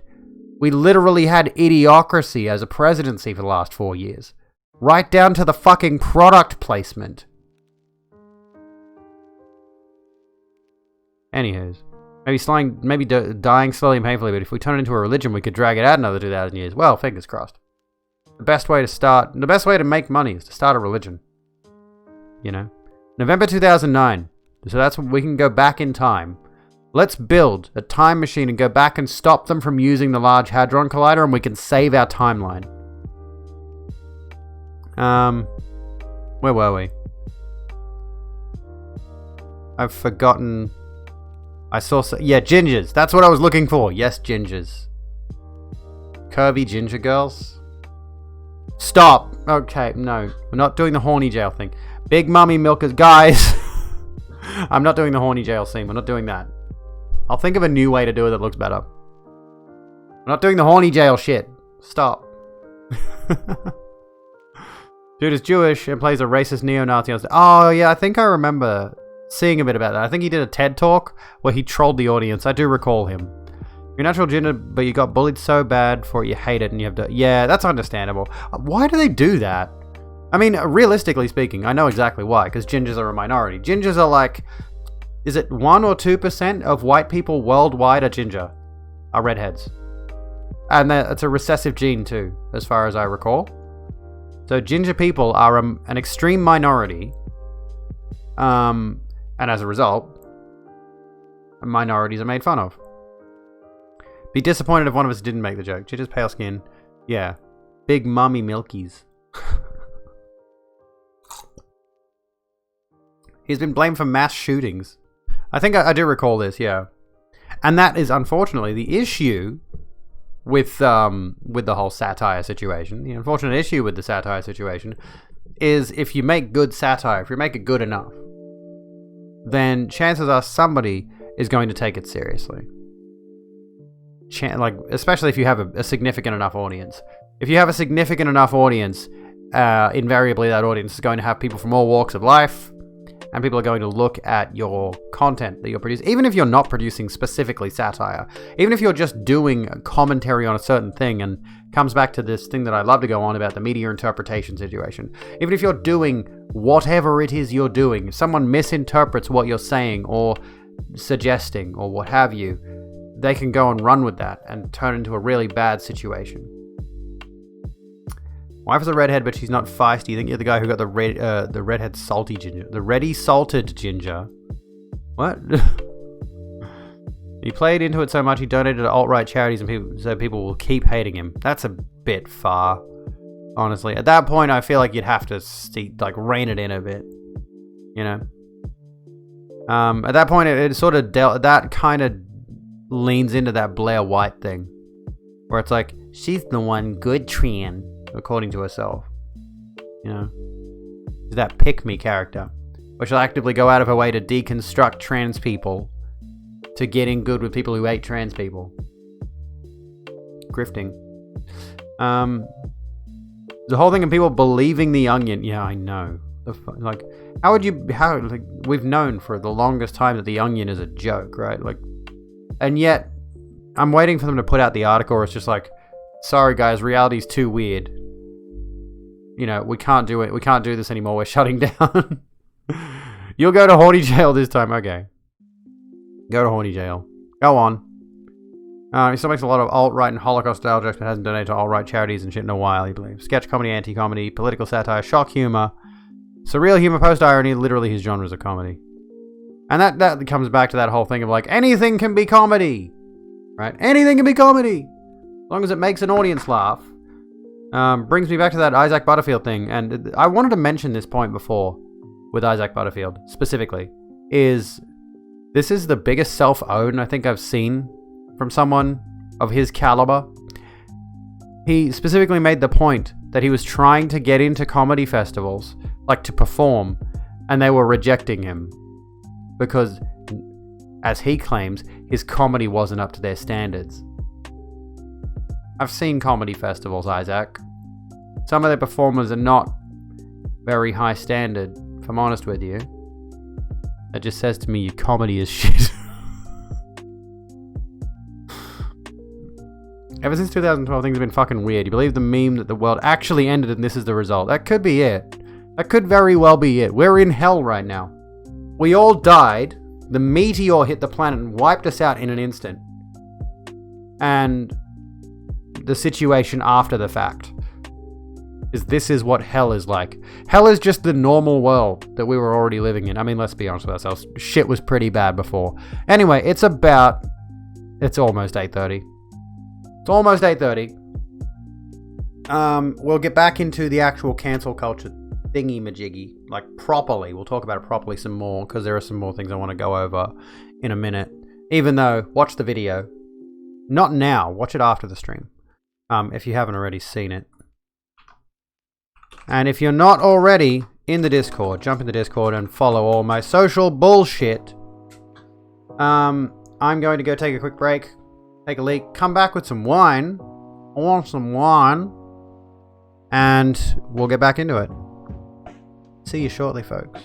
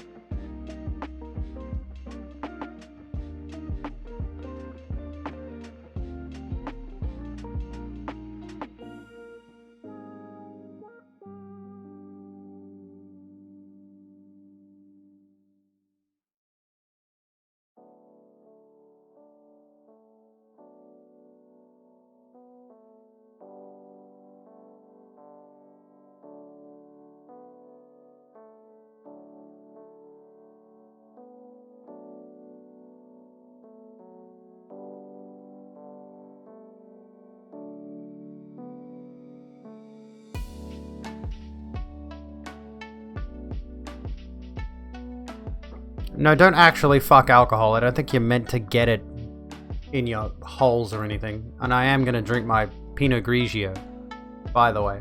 Well, Moscato and Pinot Grigio. I haven't drank since New Year's. And I was like, oh, well, I'm technically sober for 2021, but I'm like, not trying to be. So, you know. How's everyone doing? Well, you guys... So does everyone have ID? Oh, Reba. You want to hear a moment of dysphoria? I got carded when I was buying this. I got carded when I was buying this, and I do not like my ID photo. I'm going to have to go into the RMS or whatever the fuck they call it these days. I swear they keep changing the name. And get my photo taken again. Because I fucking hate it. I genuinely, like, when they card me now, they have to look at me and they're just like... Yep, okay. I mean, especially wearing a mask, that makes it a bit difficult. But she just, like, looked at my eyes and up. What am I doing to make that snowball sound so good? I will tell you. I have got 2 filters on it. I'm surprised it actually sounds that good. I've got a noise... I'll show you my... Where is it? This one. These are my filters on it. I've only got a noise gate and a noise suppression. I don't know if I modified any of these values. I think I modified this value to minus 25 decibels. This one I'm not sure, but those are my, yeah, noise gate and noise suppression are what I've got. I haven't got the compressor on, maybe I should try that. But also, if you want an easy fix, try downloading RTX Voice. I've heard that's very good.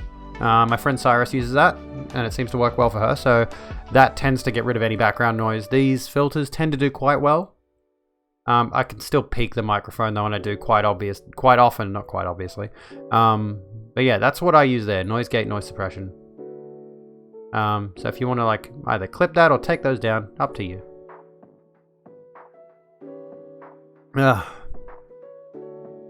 Honestly, it's not a bad microphone. I quite like it. It's survived quite a few years. Well, quite a few years? No, less than a few years, honestly. I've only had it for like 2. Less than 2. When did I get my computer? I can't even remember. I'd have to go back and check my receipt for when I got my computer, but I've had it for a decent chunk of time now. I want to say I got my computer...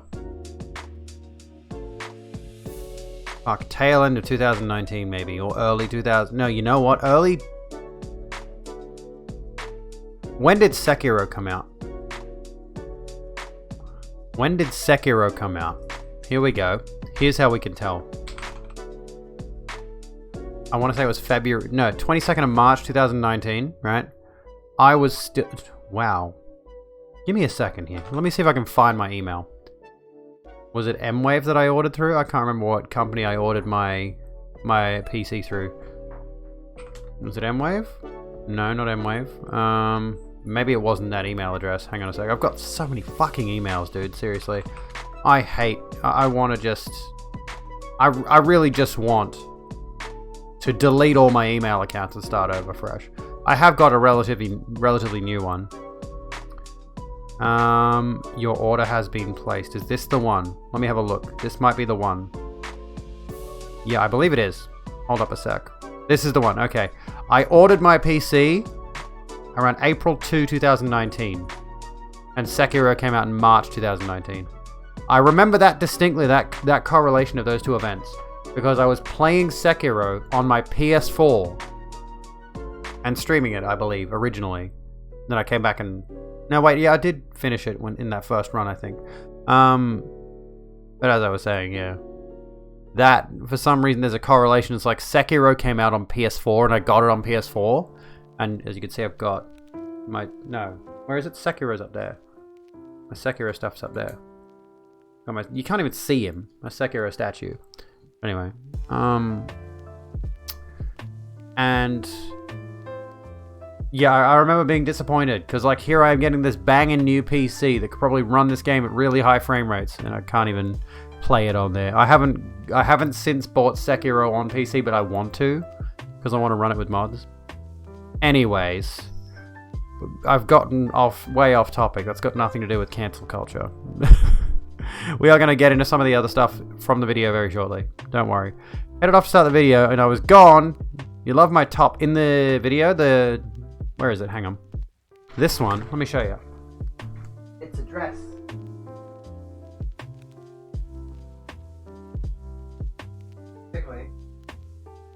This dress. Welcome to the Rogue Room.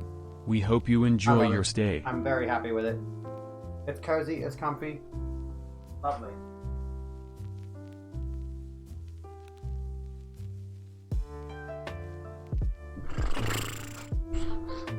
Went off topic, I did go off topic. Prices have been going up non-stop. Yeah, that's true. That's the unfortunate thing. What was I saying? Yeah, I don't know if you can still get that. I got that off a site called Dangerfield.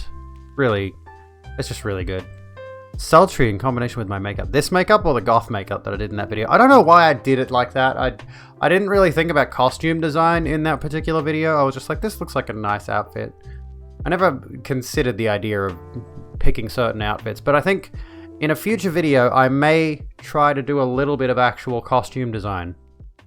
So that's a thing to think about, because there's a costume shop not far from me that I could go to. Ah, goodness me. Heavy over-the-top goth makeup. It is pretty. I've always loved it. I think if I do goth makeup again, I've got to do under my eyes. I've got to do like the very dark circles kind of vibe, I think. Looks best. And pallid foundation. Pale foundation. I've got to get like a shade up from what I normally wear. And then cover it in highlighter or something. I don't know. Anyway, there was a thing that I was going to bring up. I forget what I was going to bring up now. What were the topics in the video? There was actually, you know what? One thing I didn't get to touch on, and this is a big point that does get made. I decided to go with Pete Evans instead of Chris Pratt. For my example for why cancel culture does jack shit and why it's not actually a thing. And I fully believe that, and you're not going to change my mind. But my original concept was the worst Chris as a topic. Now, for those of you who are unaware of this, and let me turn my... I can't even see my monitor brightness settings. I'm like bright as all fuck right now, so just deal. My original topic for that Pete Evans segment, right? Pete Evans is a Nazi. I love that bit. That was so good. That felt so satisfying to go on that tangent. But Chris Pratt went kind of viral after that meme on Twitter of who is the best Chris, right? Pratt, Pine, Evans, Hemsworth. And everyone on Twitter decided to tear into him, and I guess Instagram or wherever else. The internet was like, Chris Pratt is the worst Chris objectively because of his association with a homophobic church. And I mean, I agree with that point. I do think, you know, your association, especially with something as big as a church, can be indicative of you as a person. And the situation was like, did he lose any jobs as a result of that? No. All of his co-stars came to his defense. He's such a good worker. He's got good work ethic. Mark Ruffalo redirected attention towards the presidential election and said that Pratt is not overtly political and a solid man. And the whole bullshit about like not being overtly political, that's a red flag right off the bat. If you are a not political person, that's extreme privilege. Extreme privilege. And it says a lot about you as a person. Zoe Saldana quoted Tupac and asserted Pratt of his worth. This is the only one that gives me any even semblance of leniency towards the Chris Pratt thing. James Gunn, who I greatly respect, claimed that Pratt was the best dude in the world and asked people to stop assuming what he believes. Gunn also said that he tried to work for gay rights inside of his own church when he was younger but gave up. So there's that whole thing too, trying to change minds. Do I believe Chris Pratt is trying to change minds in his church? Honestly, no. But Pratt has openly stated that the church he attends doesn't respect...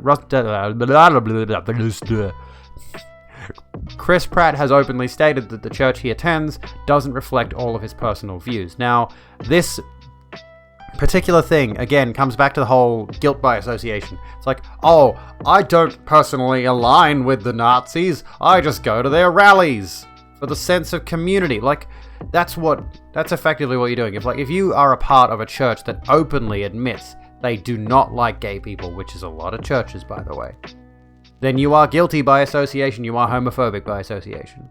That's just how it is. You are supporting and endorsing that church. You are supporting and endorsing that particular congregation and all of their beliefs and viewpoints. That's how it works. Yeah, exactly. So why does he go to that particular church? It's convenient for him. It's probably, I believe it might even be a family thing. His entire family goes to that church, and thereby doesn't want to stir shit. Just goes to that church because that's what he has been grown to believe is normal. And of course, the whole... Cheers, Jeff. Here's to you, friendo. Getting on the whiskeys. Nice. How you going? Here's the thing about the worst Chris thing. Every one of these Hollywood privileged fuckwits was going on and on about how the internet is trying to destroy Chris Pratt's career. It was always a meme. Here's the thing. Who's the best Chris? It's a fucking joke. And a few people were like, well, Chris Pratt's not the best Chris because of the gay church thing. Anti-gay church thing. Pretty bad. I was like, that was all it was. And you've got legions of people on Twitter feeding into that meme. And they have nowhere near the wealth, power, and influence of someone like Chris Pratt. And you're trying to tell me that they're cancelling him. Despite the fact that we've heard no significant hits to his career, of course. Everyone's forgotten about the Chris Pratt thing by this point. He's going to be fine.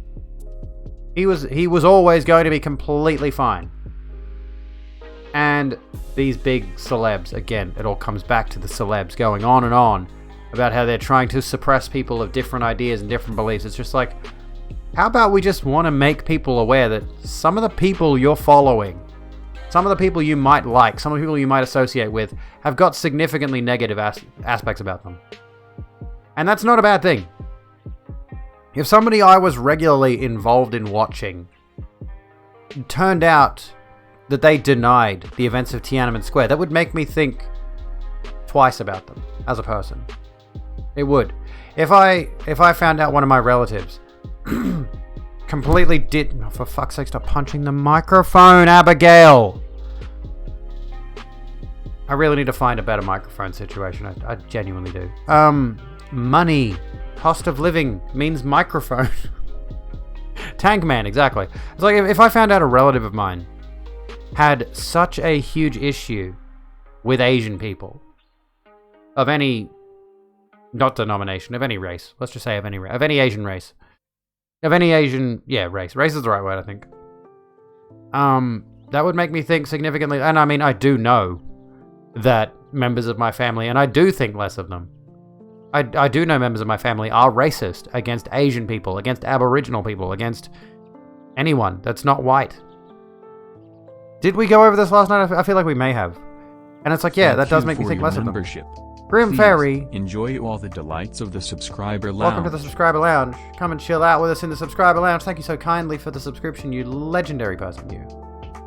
This is the only sub benefit I have.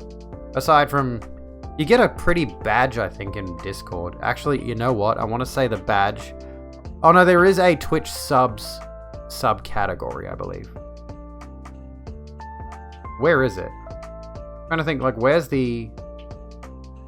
I think there is. I'm pretty sure there is. What does a Twitch subscriber look like? It's just white. It's just grey in my Discord. What the hell? Why is it like that? I think I need to fix it. Anywho's. You just cut off family with no regret. Yeah, if I could, I would. Is the thing. If I could, I would. And that's probably the problem with a lot of people. Welcome, sir / madam. There we go. Oh, pronouns. I have a thing for this. Boom. There is a pronouns extension in Chrome if you have it. If you've got Chrome. We're using a pronouns extension for Twitch that allows you to show your pronouns in Twitch chat. It's awesome. Awesome. You should get it. But yeah, like, I've had that situation recently where, you know, obviously a big ticket item with me. Three Bears, how you doing, dude? What's going on? Dudes? Is it all here? How's it hanging? It also works in Opera, that's good. I should get Opera again. Opera's good. Or at least it was last I checked. Yeah, I had this situation recently. I told you about the story with my grandmother dead-naming, misgendering me while sitting right next to me. And then at the most recent morning tea, it's always on Monday at around like 10:30, 11-ish. Hey, Ale, how you doing? No time to stay. Seen you on the Twitch main page. I'm on the Twitch main page?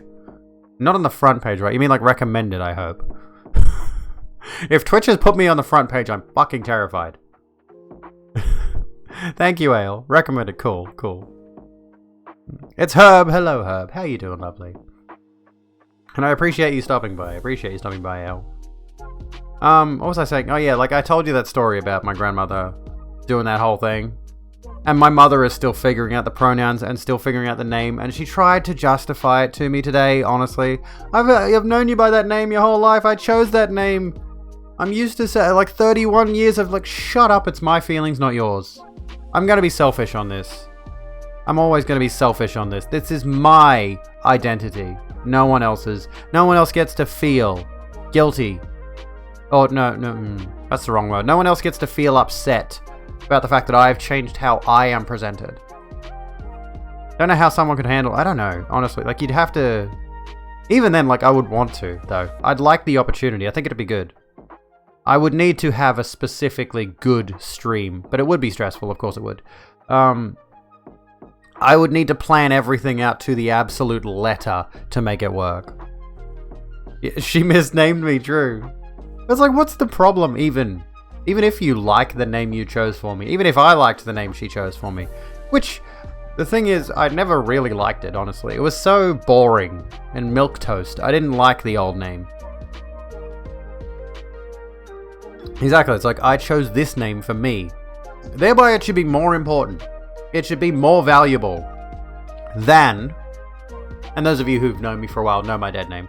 I prefer you not refer to it. But it's like, the name I chose for me has more significance to me than the name of a character from the fucking Terminator. I'm sorry, but like, I don't... Especially when you reference that point. You're just like, oh yeah, I got it from the Terminator. I give not the slightest solitary fuck. One thing you could say is that you legally changed... Well, I haven't legally changed it yet. I need to, but it costs money. Also, I just noticed the attack helicopter still sitting there on the bed. I forgot about that. I should get that. I should get the batteries in that thing. Got it from the movies. What do you think of Arnie's talk about fascism in regards to the Capitol Hill riots? Surprised people weren't cancelling. Well, I think some people were cancelling him over the whole reference to the Night of Broken Glass. Kristallnacht. Welcome to the Rogue Room. Raw style. We hope you enjoy your stay. Welcome to the Rogue Room. Sit down, grab a drink, chill out with us. We hope you're having a good one. At least it wasn't called Kai. All Kais are named Kai because of Karate Kid. And when you change your name when you're transitioning, because you're transitioning, yeah, that's the thing. It's like, I feel like people who would change their name for their own personal reasons would have less of a struggle with this than people who are changing their name because they're transitioning. You know? I feel like the people who are changing their names for, they just want a different name. They don't want to be called Guillermo anymore. I don't know why I said Guillermo. I struggled for a second there. I was like, what's a name? I mean, you could be named anything and you want to change your name if you wanted to. And people will respect that. They will. But the moment you add in the transitioning part of it. Another round. Oh my goodness. Reno. I helped very smallly toward name change. Thank you so kindly. I appreciate that so much. I think what I'm going to do when I get my next Twitch payout is put all of that money immediately into PayPal, because I almost never check my PayPal. So that might be a good way for me to attempt saving. But I did, this is not really relevant to cancel culture or anything. We'll come back to that. There is more that I want to talk about. There's more stuff before we end stream, which is in about an hour's time. I don't like to stream for more than 3 hours. But I would appreciate if you lot stick around for a raid afterwards. These people you idolize, these Nazis, they failed. I grew up around them. Let's leave the ghosts in the past. Yes, exactly. So it's fucking hilarious. Like the guy who waved the Confederate flag in the Capitol. Did you change the topic? I don't think you did, really. We get back on topic eventually. It all comes back around to it. The guy who waved the Confederate flag in the Capitol surrendered to police. Shocker. Like, Who are they? Why are they idolizing losers? How do they idolize losers? I cannot fathom. I cannot get my head around it. Here in Poland, if you want to legally change your sex in papers, you have to literally sue your parents for signing wrongly filled birth certificate.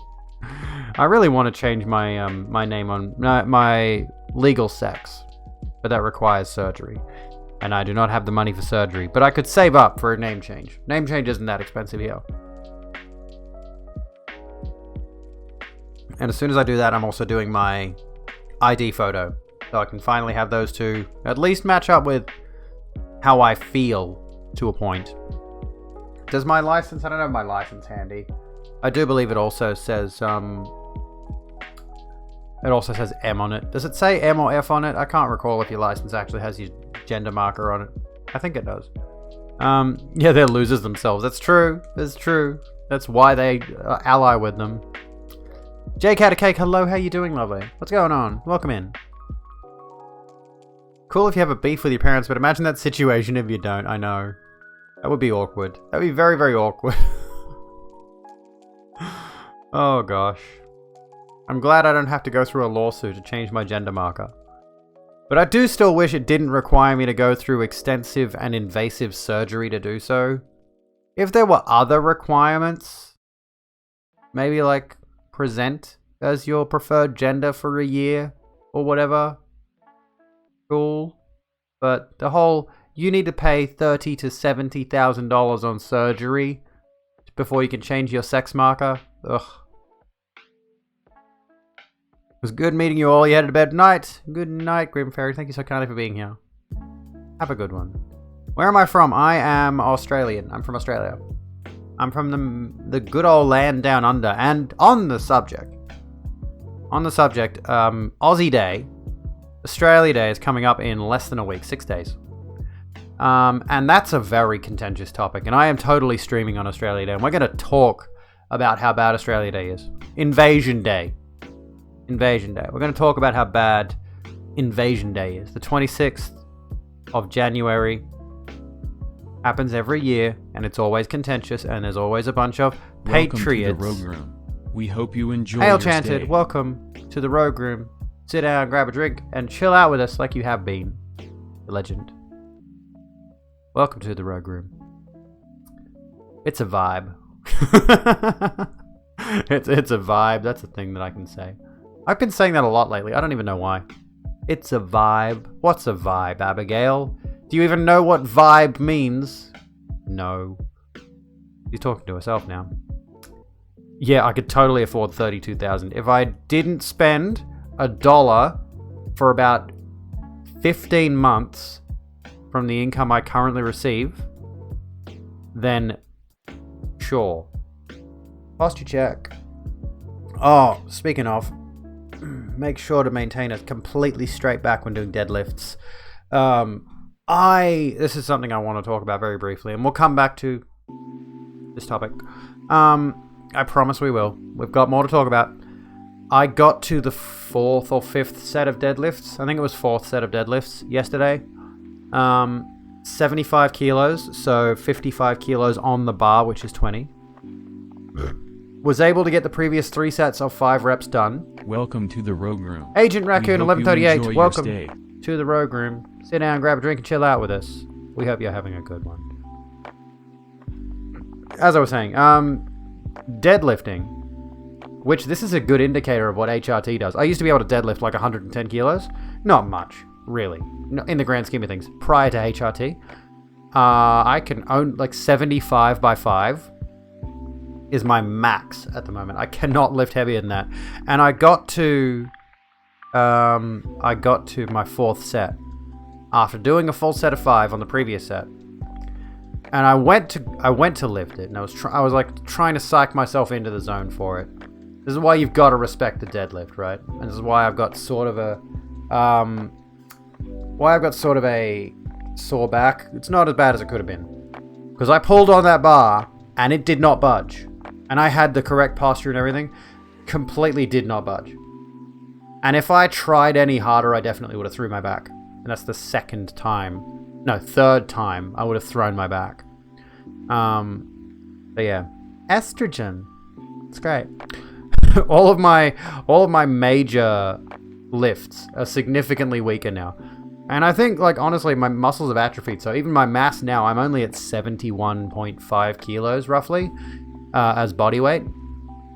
So the 110 was actually back when I was around 95 kilos body weight.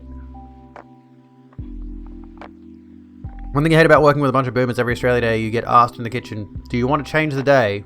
You just say, I don't think this is a productive conversation. Yeah. They always want to have that argument. It's the trans women in sports thing. They just want to have an argument with you. It's not a discussion. They want to have an argument with you. You wish you didn't weigh like 115 kilos. It's tough. It's tough to lose weight, I will say that. There have been a lot of days where I've hated eating less. Where I just want to eat as much as I can. Speaking of, I had a chicken schnitzel burger, and chips from the local takeaway yesterday. My god, it was good, but my god, it was so much food. I am used to eating less now, and it was so fucking much. It's an obscene amount of food. But yeah, throwing your back out is not fun. I was like, 1 in 10 people now have the COVID strain. Really? Oh, gosh. COVID thing is massively... Yeah. COVID is not good. Getting time for your radio, Ale. Have a good one. Thank you so kindly for swinging by tonight. It's been lovely having you here. Oh, did I hydrate with the wine? I think I did. Hydrate with the wine, folks. That's what I'm hydrating with. I put my water in the fridge. Sorry. I went and filled it up. Sorry, Ba. There you go. What was I saying? I want to come back to this because we'll keep going. If you have not watched the video, please go give it a watch. Well, here's the thing, right, about the, and this is why this video could have turned out a lot worse, honestly. Because I'm really happy with how it turned out, because I changed a few things and added new ideas to the script as I went along. But previously, it was 2 examples of cancel culture. I mean, there were other little examples. But it was previously Chris Pratt and Pete Evans, and then I was like, you know what, I'm going to use one example here and pad out the video essay with other content, other research. For those of you who missed it, the situation with Pete Evans was, of course, as I mentioned in the video, he posted a Nazi meme on Facebook, and he got as cancelled as you possibly could, Pete Evans. I've talked about this on stream before. And I find this story fascinating because, like I mentioned earlier, he got as cancelled as could possibly be. Everything dropped him. TV dropped him. Book really activates my arms. Soul Reaper is a great moderator, absolutely. Every moderator should aspire to be as good as Soul Reaper. Thank you so much for being here and being so good at this. What was I saying? Oh, yeah. Yes, he got as cancelled could be. He posted a meme with Nazi imagery. Well, hung low. Pete Evans was, and arguably still is, a celebrity chef in Australia, right? And he has a big thing about the paleo diet and keto and, healthy lifestyle. But he's also a pretty big conspiracy theorist, especially about COVID and masks and vaccines, especially vaccines. He's got a few very controversial opinions, and the meme wasn't funny. It wasn't a funny meme at all. It was just like, the summary is, there's a caterpillar and a butterfly sitting having lunch, and the butterfly says to the caterpillar, "You've changed." And the butterfly says, "We're supposed to," right? The thing is, the caterpillar is wearing a MAGA hat, and the butterfly is wearing a black sun symbol, i.e. a Nazi symbol, on his wing. As a result, Pete Evans posted this meme and he goes, "An oldie but a goldie." And the internet gets whipped up into a furor over it, and they start absolutely dragging Pete Evans through the mud. And it worked. He lost a lot of things. He lost a lot of opportunities. But the thing that gets me is, like, this is why cancel culture doesn't work, why it's not actually a thing. Cancel culture is absolutely not a thing. He was fine. First of all, he's got millions of dollars. Let's clarify that. He is a millionaire. Probably got multiple properties. As far as I know, he owns a farm. Got tons of money. So cancelling him will do exactly fuck all. He's still going to live a very cozy lifestyle until he retires. Until he fucks off to Deadland, to a coffin. And yeah, he did lose virtually everything. He lost his TV appearances, he lost his book deals, he lost his product ranges, and all of that.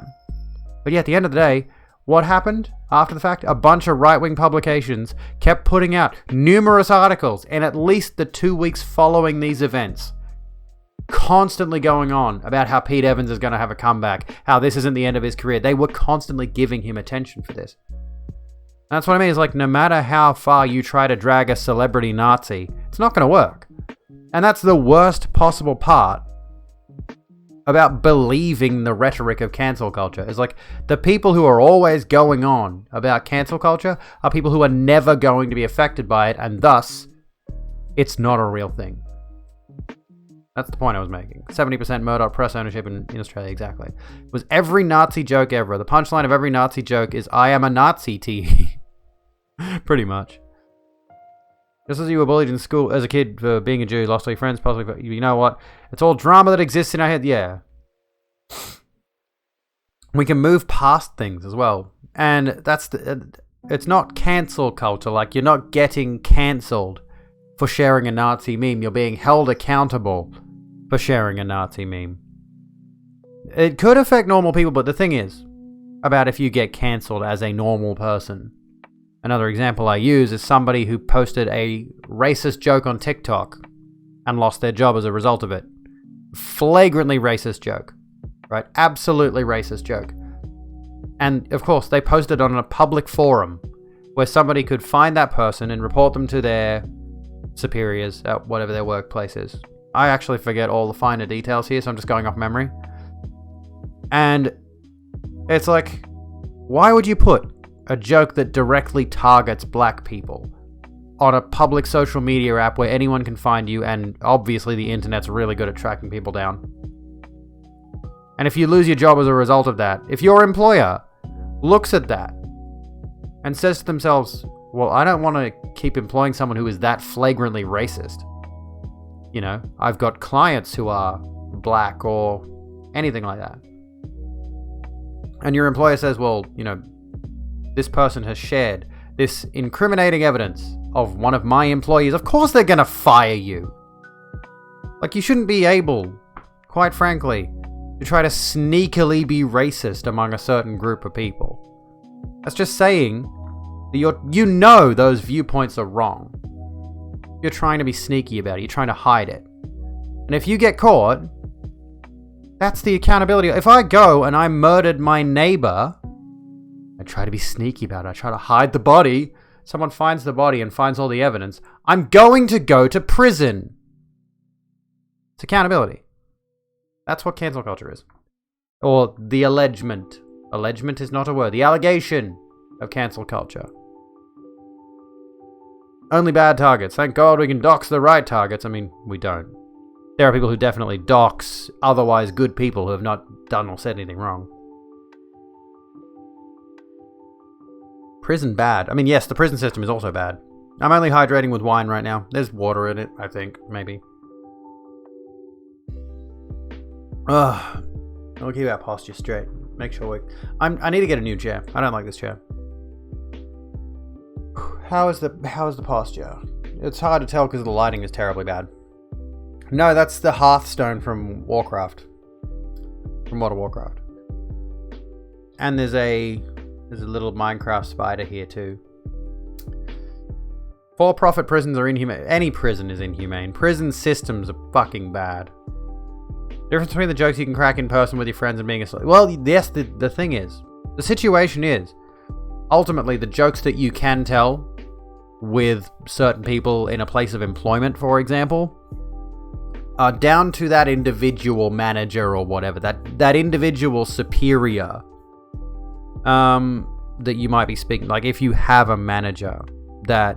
and I've had this situation where I've been talking to someone who is superior to me in a job role, and they've come at me with jokes that I would never in a million years say to even someone who I knew wasn't going to report me to work. Hello, Phil. How you doing, dude? Accountability is good for you. You personally believe that professional private lives should be separated until they directly interfere with each other. Well, that's the thing. If you say or do something, and you think you're doing it privately, and it gets broadcasted to the world, because you're an idiot who posts it on a public social media forum, thereby it's no longer private. And you lose that. And it's like the same thing as if somebody gets accused of something. In, say, the streamer community has this a lot. People posting twitlongers that are like 1,000,000 years long about their interactions with a certain fellow streamer or whatever. And then the whole point is that person gets cancelled. And that becomes really tricky because, well, especially when it comes to those contrarians we were talking about before. Like the people who talk about getting cancelled, people who constantly use the phrase cancel culture, are people that are going out of their way, generally speaking, to say or do things that they know are explicitly going to get them into trouble. And then they will use that as a way to attack anyone who disagrees with them, effectively. Office chairs are more comfortable to gaming chairs. Yeah, I don't need the style. I want an office chair. I want an office chair. I want like a good solid office chair. Excuse me. Private as in outside of work, not private as in just with a group of friends. You have the exact same chair, this one, with this mesh back. It's pretty good. It's not a bad chair. I like it. Unfortunately, my cat has destroyed the arms on it, so I got these padding things, and they're dreadful. I need better padding for my chairs. Gonna head to bed. You're exhausted. I'm pretty exhausted too, Kez. Honestly, I think the wine's hitting me. But so far, we've covered quite a bit, I think. And we're celebrating my video essay. If you want to go into a more detailed and synoptic version of this particular topic, please check out my new video, Cancelled! ! Thank you, Soul Reaper.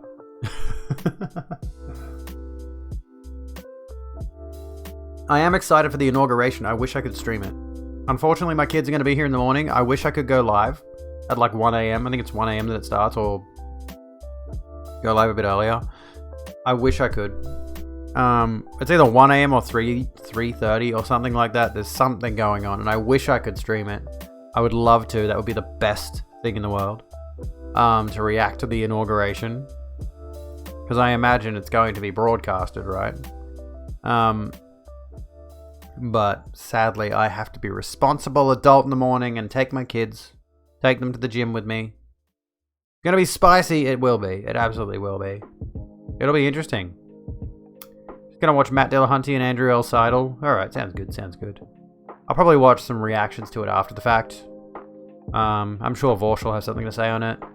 Someone else. Welcome to the Rogue Who else? Room. I don't know who else. We hope you enjoy your stay. Hello, welcome to the Rogue Room. Sit down, grab a drink, and chill out with us. Like you have been. Thank you so kindly.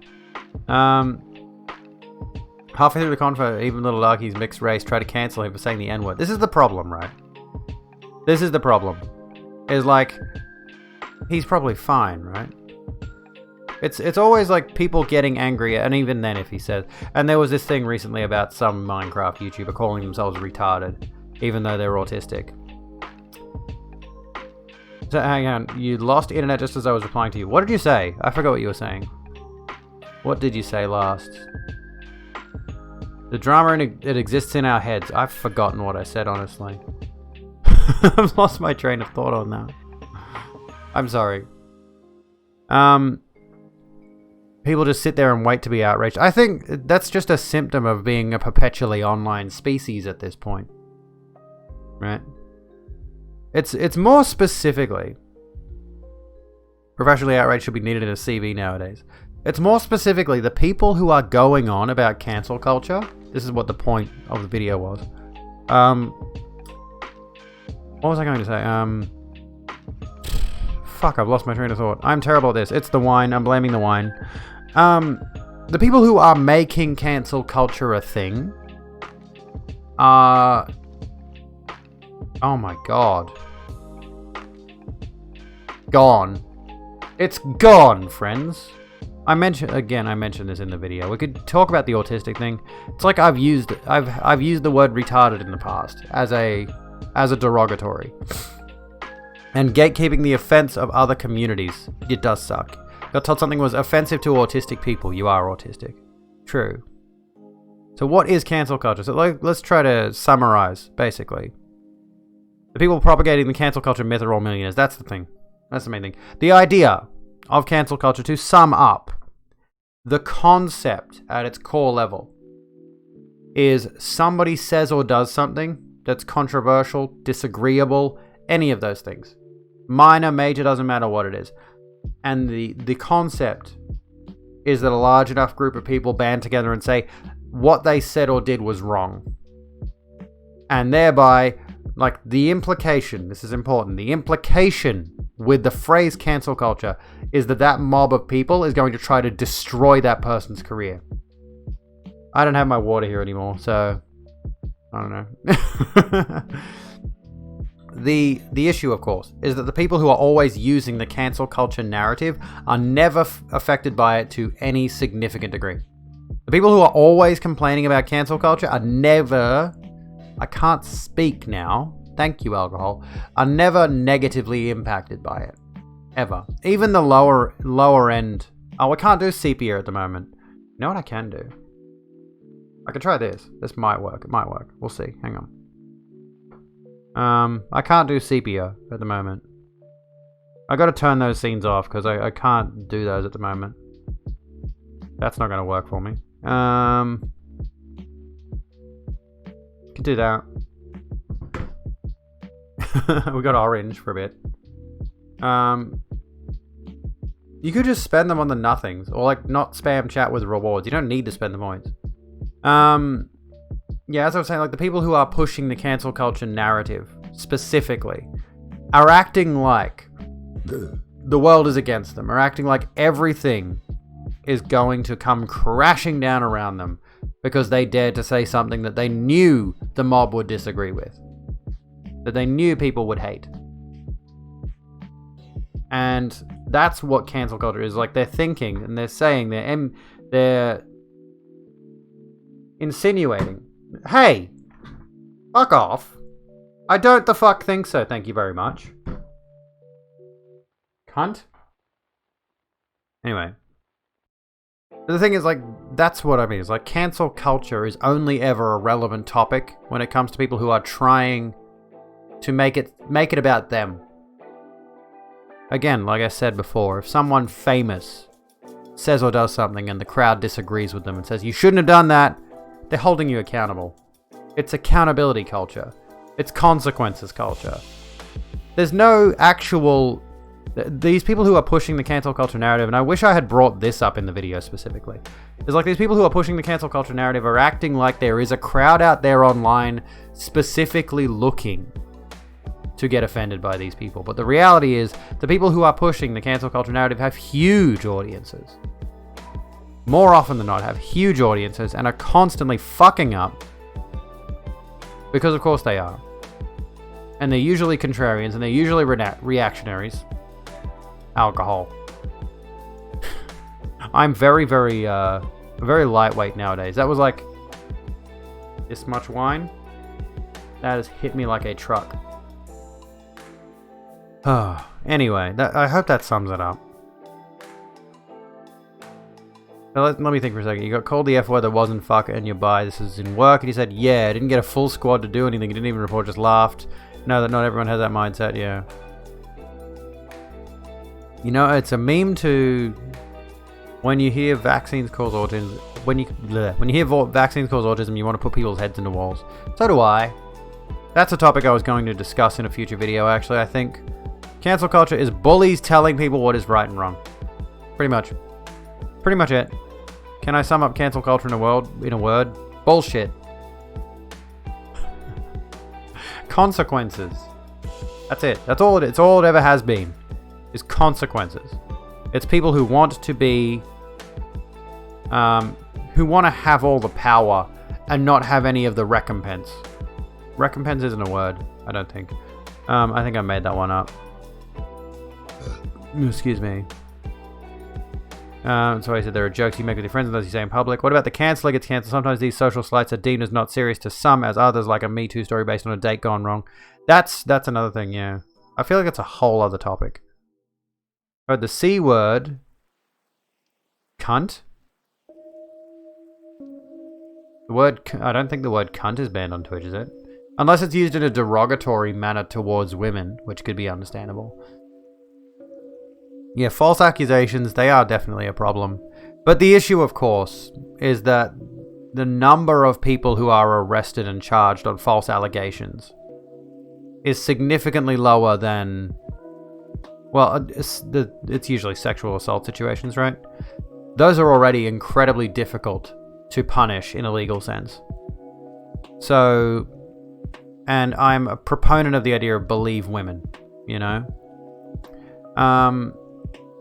So if you hear a woman saying she got into a situation, re a man usually, it's a very tenuous road to walk, of course, because anyone can be a manipulator. Anyone can choose to go out of their way to try to destroy somebody's life based on, yeah, like you said, like a bad date, had a bad date, or had a sexual encounter that was fine at the time, but they later had regrets about.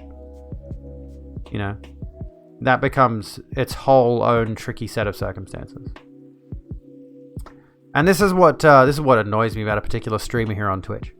Is there's this guy, I won't say who, but a fellow streamer I would consider her a friend, put out an allegation against him. And there are still streamers I know in my circle who associate with him who probably did see the allegation, if I'm honest. And he's faced no consequences at all, anything. And again, it was only like one accusation. So we've got, you know, he said, she said situation, but the case was that he sent his audience against her to abuse her and harass her. Or at least that's the implication, that's what it seems like, by and large. Which is a pretty guilty looking move. Or at least, like, he says he didn't do it. He says he didn't send his audience to her to harass her in Discord and in stream and stuff like that. But when you've got a group of people, like when you've got one side of an argument and another side of an argument, inevitably, if they're like a, you know, sort of semi-close communities, or like the topic is relating to those two specific people, of course you're going to have those hostilities crop up, and that makes it very difficult. It's like, who do we believe? But again, my general idea is believe women. Don't give a shit about people around you and make jokes in front of anyone because that's all they are, jokes. Well, that's the thing, is like people can get definite. I mean, if someone comes at me with the attack helicopter shit, I'm just like, get the fuck out of my chat. And if someone were to say that to me in like face to face, I'm like, why are you such a cunt? Like, there's no reason for you to make that joke at me. Is middle school biology an accepted topic? Oh, you're one of those people. People are, yeah, they are fucked up. So they couldn't find anything about the word cunt. I mean, there was the simp, incel, virgin thing. That was pretty funny, honestly. Simps, incels, and virgins have to explain the argument for us to understand. I've lost my like I said, I shouldn't have drank. Welcome to the Rogue Room. Why did I We drink? hope you enjoy your stay. Check out okay, welcome to the Rogue Room. Grab a water. Don't grab a wine. Grab a water. Sit down, hang out, chill out. Have a good one with us. The whole thing with an idiot is pointing your point across and then you know what kind of person you are. But yeah, like that's the thing, is like there is a certain level of basic respect, and that I have met several people who do not have that level of basic respect when it comes to certain topics. They will make those jokes.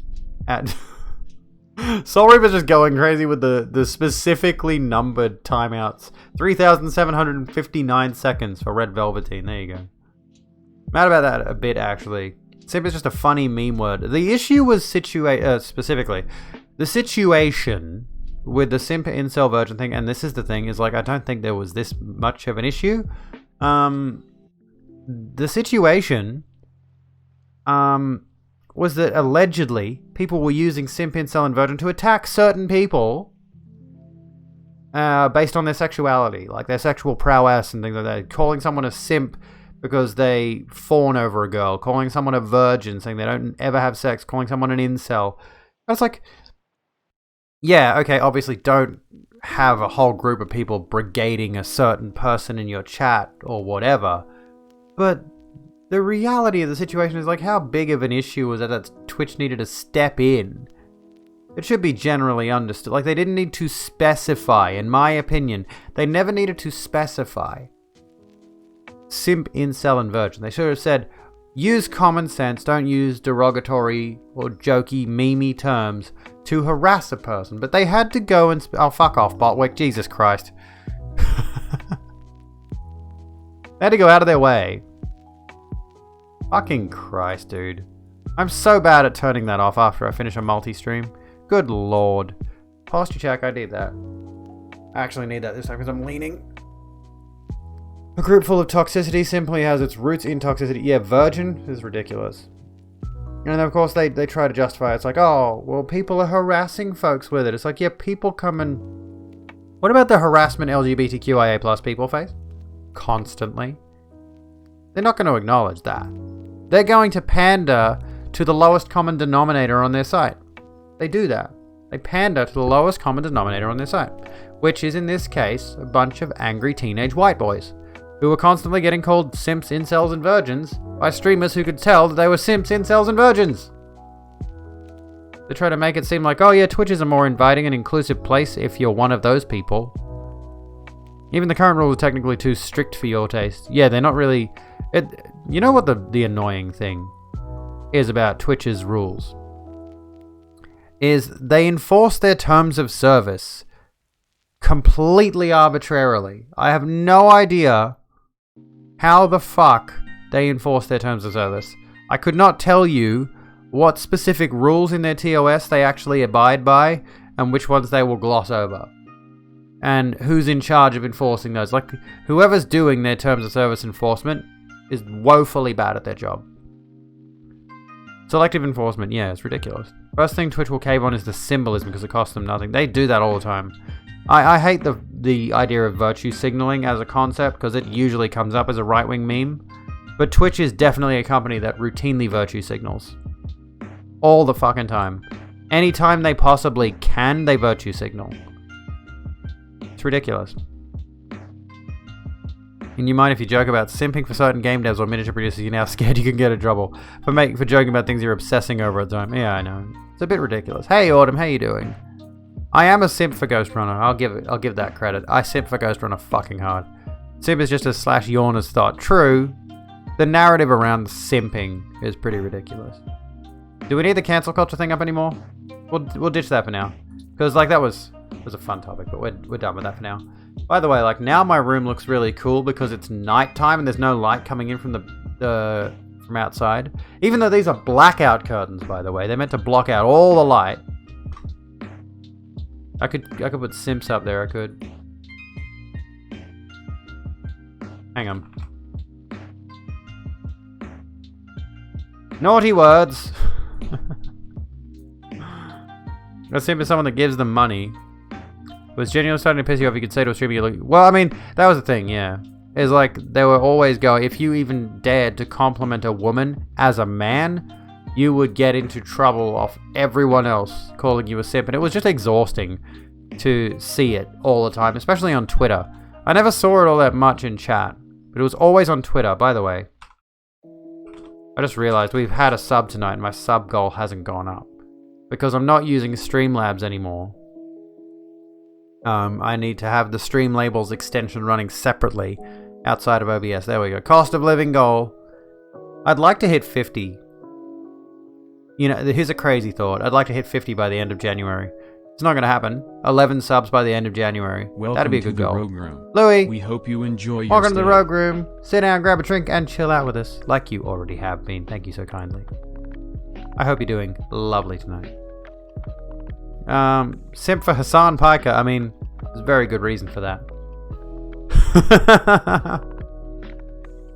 I'm gonna say I'm looking good, but you're done with the simp chat. True. Naughty words like simp. So stupid. But they did later clarify, you know, don't use words like whore and slut and all of that. It's like, obviously. It's one of those things where it's like common sense. It's logical. You eat soup because soup is food, and food tastes like food. It does. That is truth. It's very true. Very profound. Honestly. Definitely sip for your tattooist. I need to get some tattoos. I still want to get my Dishonored tattoo. I think I'm still going to do it, even though there was a Nazi using it at the White House Capitol, because I am not going to let some Nazi steal the mark of the outsider from me. I'm not going to do that. I'm not going to be that person. Let the Nazi steal fucking mark of the outsider from Dishonored. Fuck off. Speaking of, I suppose eventually I should play Dishonored 2, considering I've got the box up there. Don't mistake me for a communist. Good.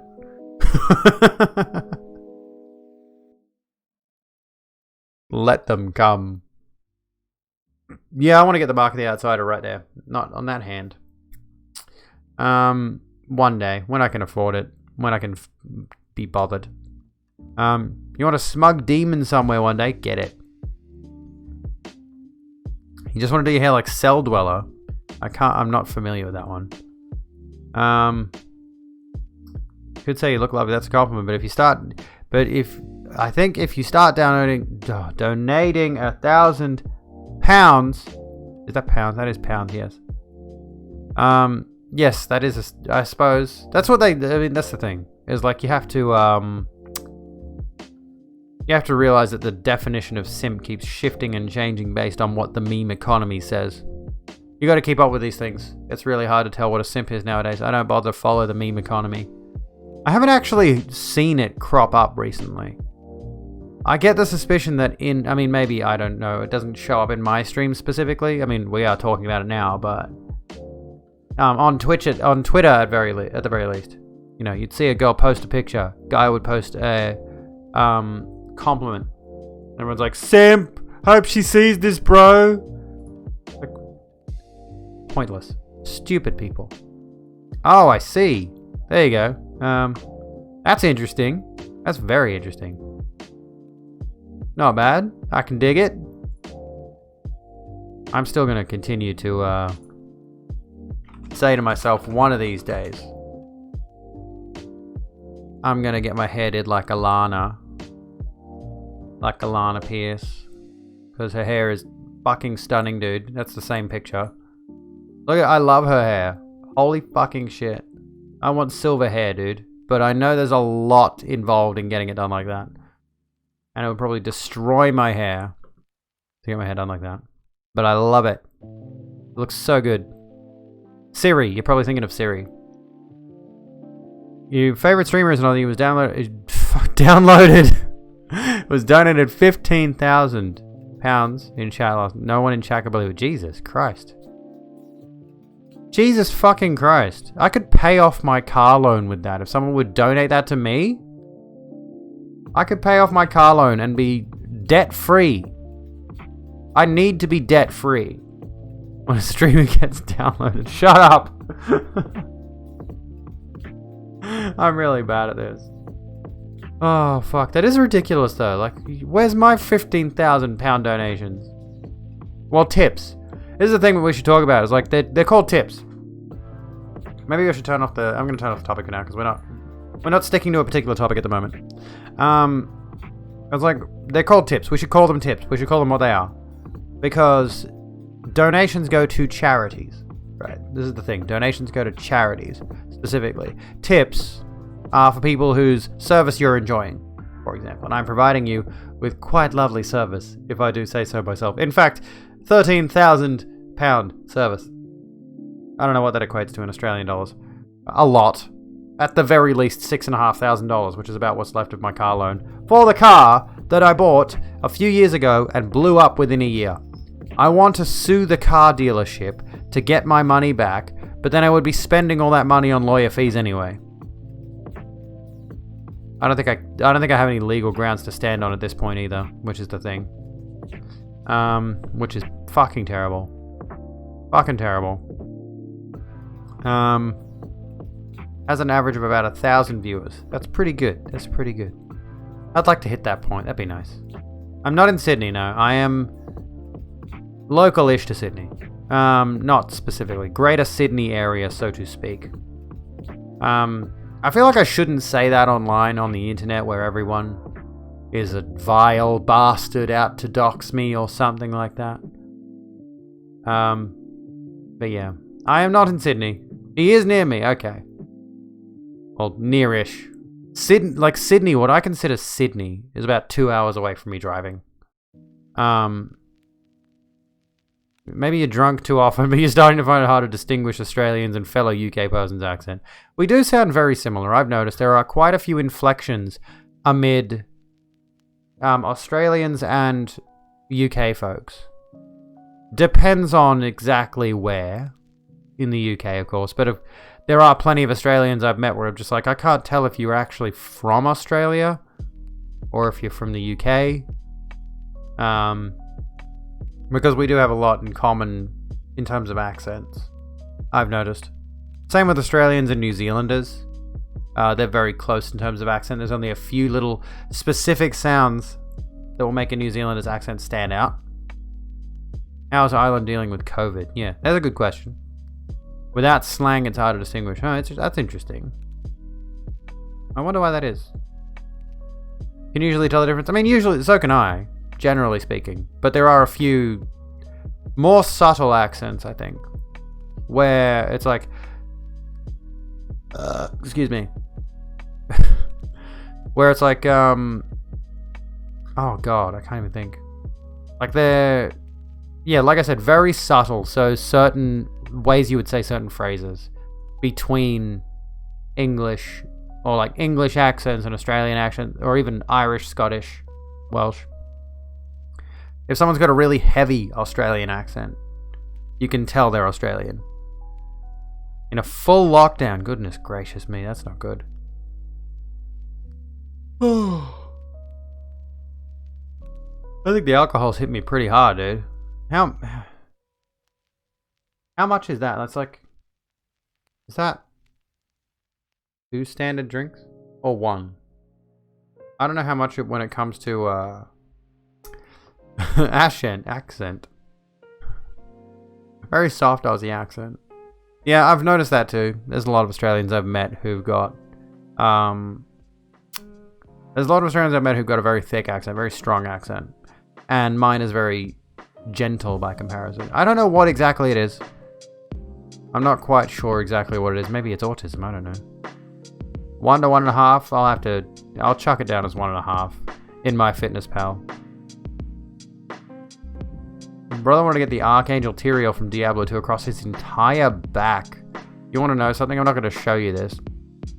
But I was taking down like a guinea pig hutch at my mother's place the other day. And I was wearing that dress that I ended up wearing on stream. That nice long dress. And I got like tan lines down my back that are like only just like this top part of my shoulders here. That are they look very wing-like. Very small, but they're like just here. And they're just, oh my god. Ow. Hurty, very hurty. They're bright red. It's very bad. You miss sex big time. I don't. I mean, I'm fine to talk about the topic of sex and sexuality and all that, as long as we don't go too far into detail. We hope you enjoy your stay. Well, thank you for joining us here in the Rogue Room. Sit down and grab a drink with us and chill. The thing about like if we talk about sex briefly, is that allowed? This is a mature stream, so I can technically talk about whatever I want. Well, not really. There are a few things that I think are off limits in terms of topics. But on the subject of sex, I think the HRT has just completely evaporated my sex drive. It's gone. There's nothing there anymore. There's no sex drive left. And I tell you what, like I'm happy with that. Can I clarify that right now? I'm happy with that fact. I'm very pleased with the fact that I do not have to worry about a sex drive anymore. It's such a distraction. I can focus on other things. I don't have to worry about like getting someone to come over or going to their place for reasons of a sexual variety. It's good. It's freeing. It's liberating. I'm down with that. I no longer have the horny gene. Is that... well, I mean, I'm on testosterone blockers. And I'm on estrogen. So I'd argue the testosterone blockers are having a significant impact. And the estrogen is just not affecting me in a sex drive way, perhaps. That's what I'm assuming. That, like, because I think this started kicking in before I started taking estrogen. My sex drive started to really diminish. What the fuck is my cat doing out there? Honestly. The male sex drive is like having someone, your balls, fucking screaming at you all day. It's like a boss who won't shut the fuck up. Yeah, estrogen is a relief. The cat's out in the kitchen. Yeah, he's out in the kitchen. I've got a Google Home in my kitchen, but it only works in there. If I were to call out, hey Google, turn on the kitchen. You know what I need? I need like a Bluetooth or wireless or Wi-Fi camera in there that I can swap to see what the cat's fucking doing. Does anyone have any recommendations for a Wi-Fi camera that I could set up in my kitchen, connect it to the PC, and then we can just be like, what's the cat up to? Cat cam time. You get to see my kitchen. How's about that as an idea for stream content? Heck yeah. Oh, fuck. Nest? my dad got me the Google Nest. Oh, excuse me. He got me that. And it's nice, but all I use it for is the lights. That's all I use it for, is for turning on my lights. And I mean, I can do shit like this with my lights, honestly. And I could probably, like, let's go red, dude. Let's go fucking hardcore. This could be a thing. This could be a stream reward, honestly. And I could, like, for example, what's another one? Green. We could have green lights, and it's not going to be chroma keyed out. Oh, it's not even really green, though. It's kind of a cool vibe to it, though. Turn off that one. And there's this, like, this has got... I can do this, right? This is party mode. This is what party mode does. You put my... these lights are by Wiz. W-I-Z. And I'm not touching anything right now. But for some reason, this particular mode doesn't interface correctly with the Google Home. So when I say put it on party mode, what it'll do is it'll just start trying to play a party song. I think it tried to play We Like to Party by that fucking band that I hate. I can't remember what they're called. Anyhow. Can I go back to my normal scene, thanks? This doesn't look right. This doesn't look right. Hang on.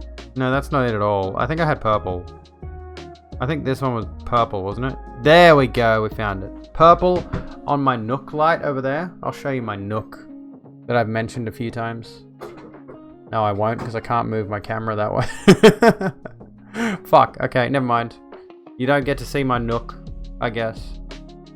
It hasn't got a whole lot in it, honestly. Soviet anthem. Play the Soviet anthem. Hey Google, play the Soviet anthem. It's like a little, so like my wall, this wall over here has got two separate wardrobes. Regular sized wardrobes. And in the middle is like a little desk space, which I'm assuming is supposed to be like a vanity. This is the master bedroom of this incredibly tiny, woefully small shoebox apartment that I live in. And in that little nook area, I've just got some like cube storage and board games and stuff. I've got Skyrim Risk and Hero Quest and all of that. That's what I got over there. Hell yeah, Scotland. I've never been to Scotland. My family have been to Scotland. My mother and my sister and my aunts have been to Scotland. And I believe it's one of those situations where like they wanted to invite me, but obviously I'm broke perpetually, so I couldn't actually go to Scotland. Or China. They went to China as well. It's always the case they're planning an overseas trip, which obviously they can't do these days. They're always planning an overseas trip. It's like, you should come with us. Listen, bitch.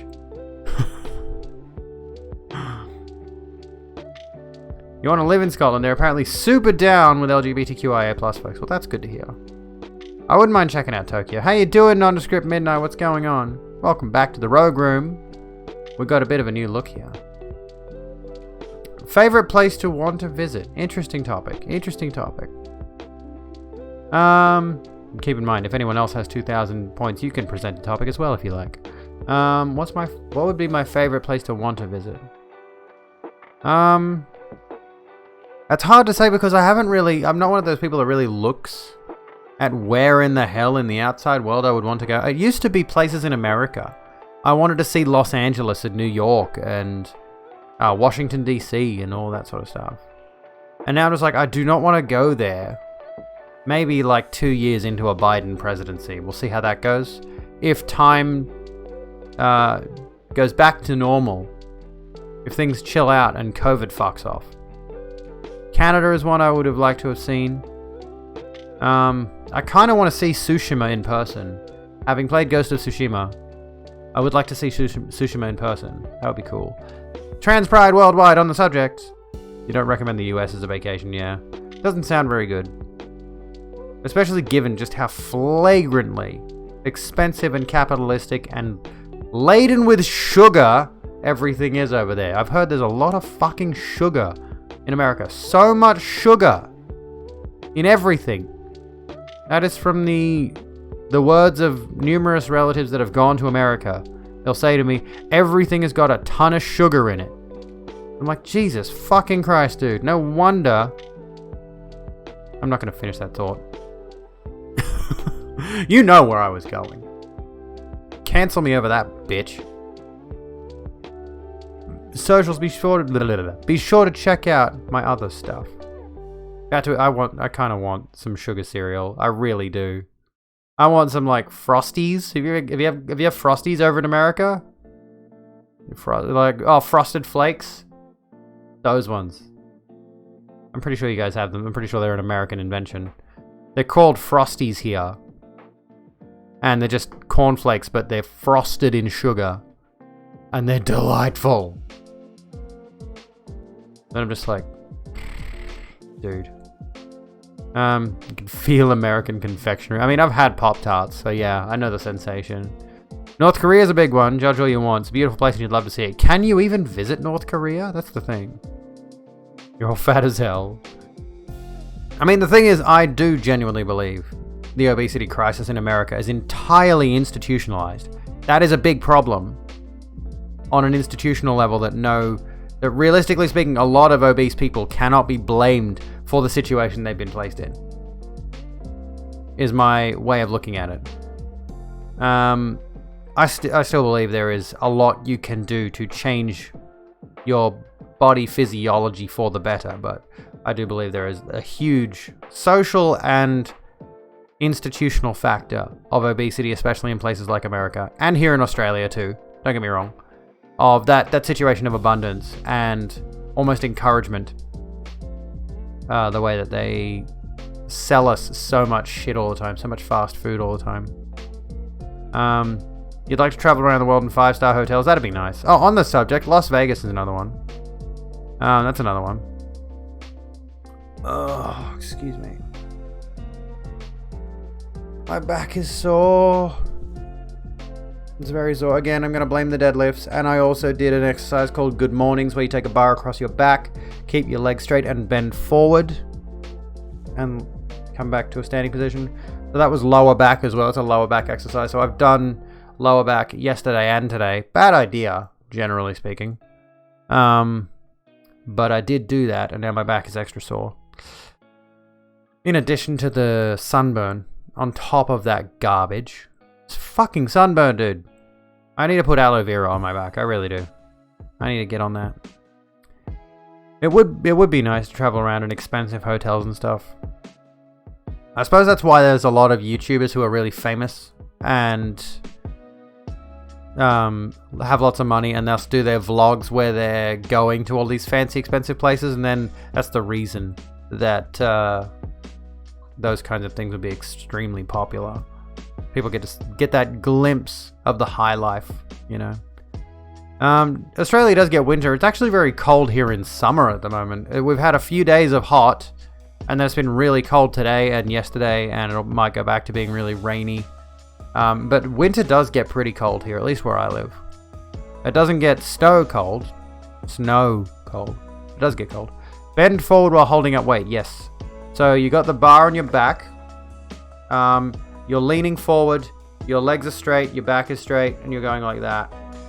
Then you go back up. It doesn't lead to a back injury, it's for strengthening your lower back. But you need to make sure your back is perfectly straight. I can ramble about fitness. Believe me, I can go about fitness. And one of the... Let's talk about this really quickly. One of the issues I have that I keep seeing... I don't know why old guys do this. And I really wish they would hit up the personal trainers. I've seen numerous old guys do this. They get in the gym. And they go and they get their dumbbell. And I'm not going to go get one of mine to show you. Can I stand up? I can stand up in front of my camera now. This is fucking cool, dude. Look at this. I've got so much room for activities. They will get the dumbbell. There's an example of something I can use with a dumbbell that isn't a dumbbell. This bone here from one of my previous victims, right? They'll get the dumbbell. Here's how you curl, right? You keep your arm tight and locked in. These fucking dudes, see numerous old dudes doing this. Like, please talk to the personal trainers. You are going to do yourself a hernia.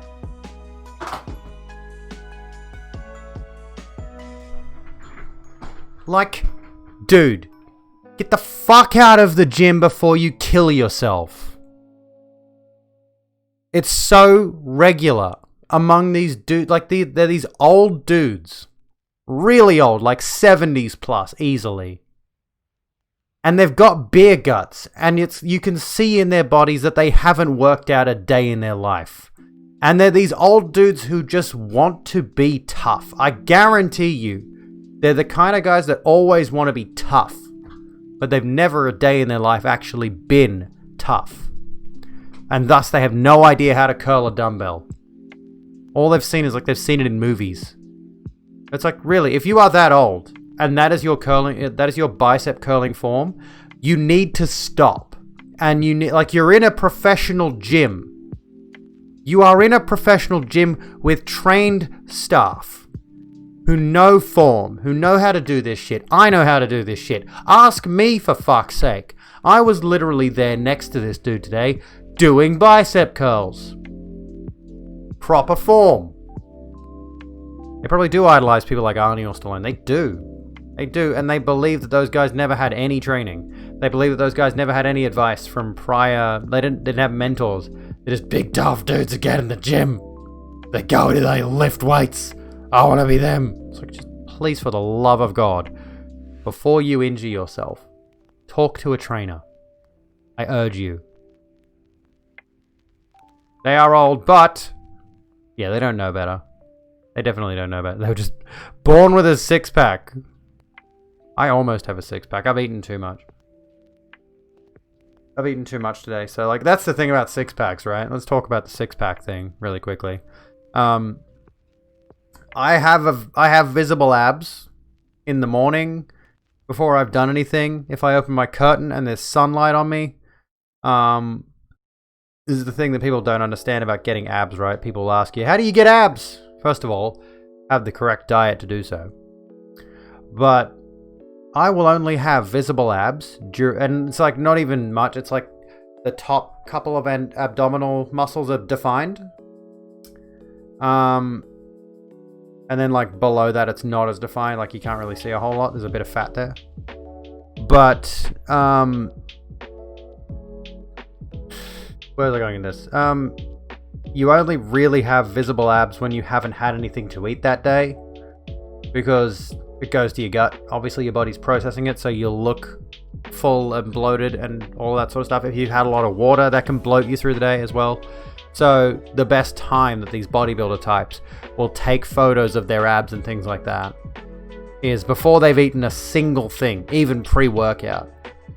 Then they'll take all these fancy... I want to do a video on the fitness industry and the lies that the fitness industry tells us. It's like I could probably take some pretty good swolfy photos, so to speak, to give you a demonstration. I am considering a video essay on fitness.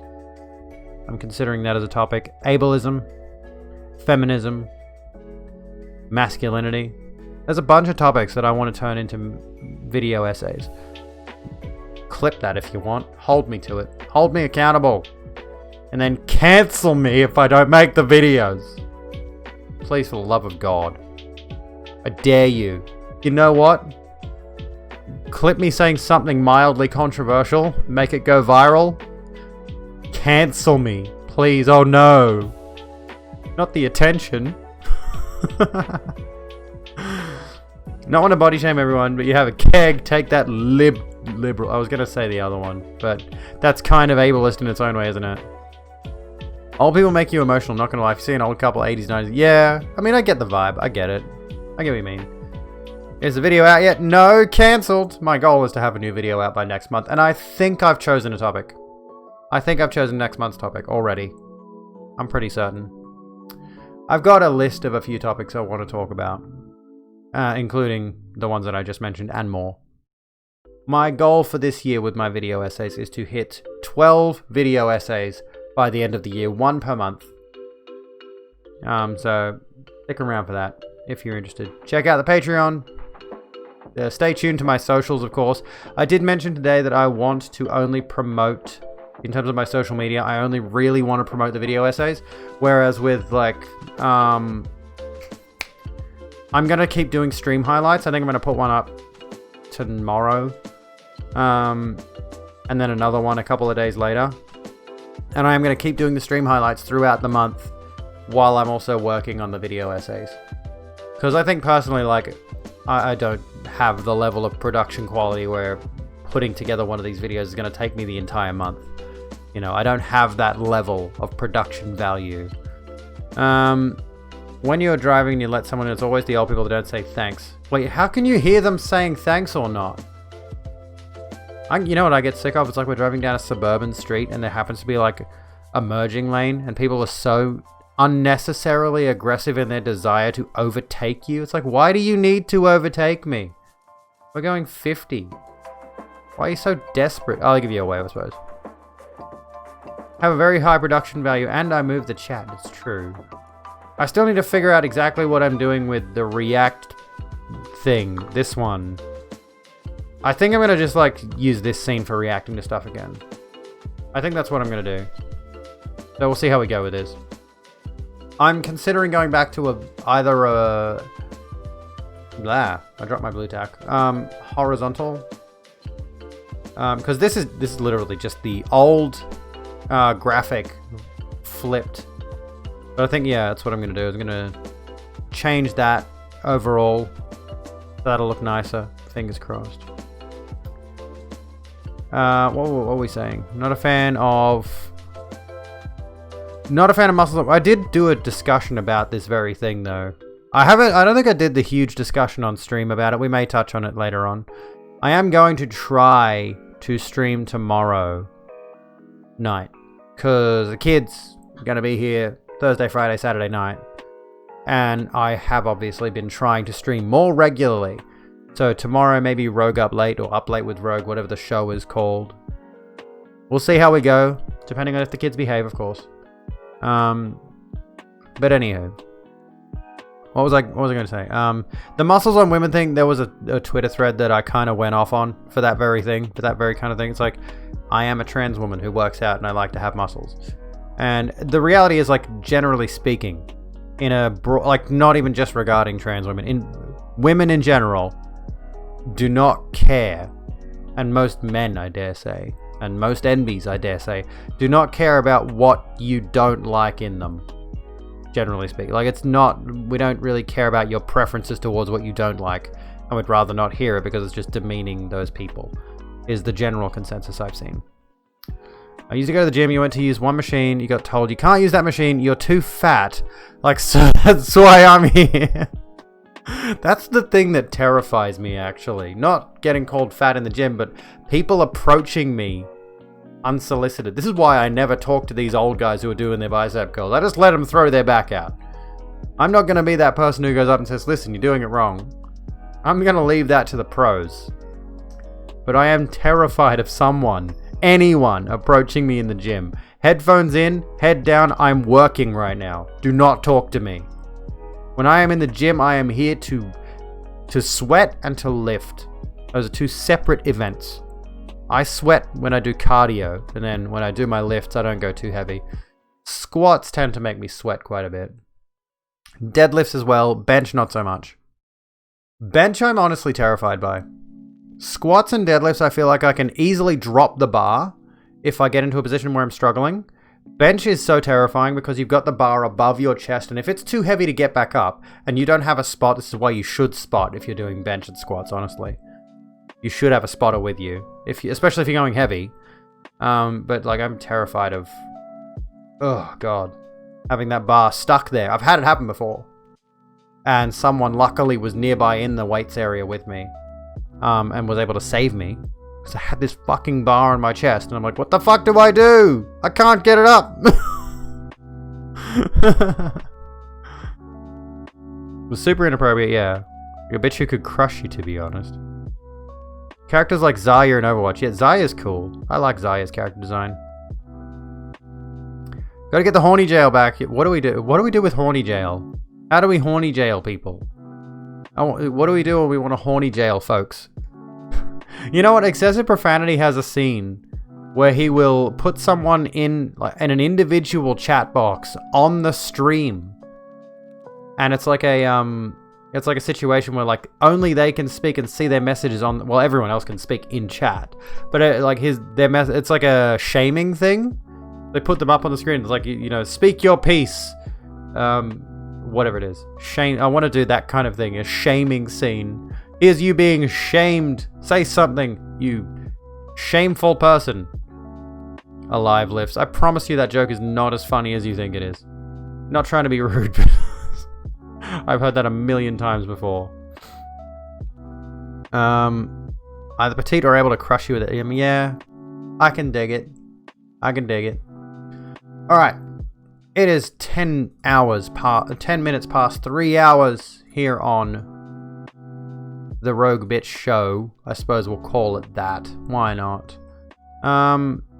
Who is an individual that I can harass tonight?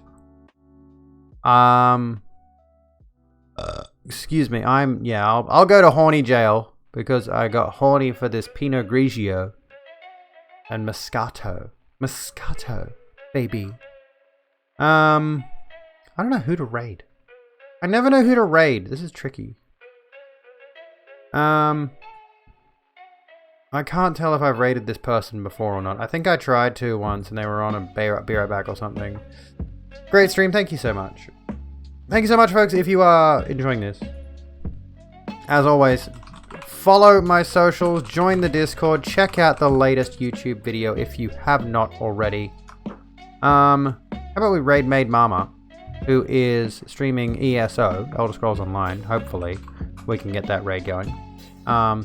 Does not look like we are stuck in followers only mode or any other shit like that. Welcome to the Rogue Room. Tezin Dian. You enjoy your stay. Ring the bell, ring the notification bell. Thank you so kindly for swinging by the Rogue Room. I would say sit down, grab a drink, and join us, but we're calling it there. But I should be live tomorrow around this time or like an hour ago. Tomorrow.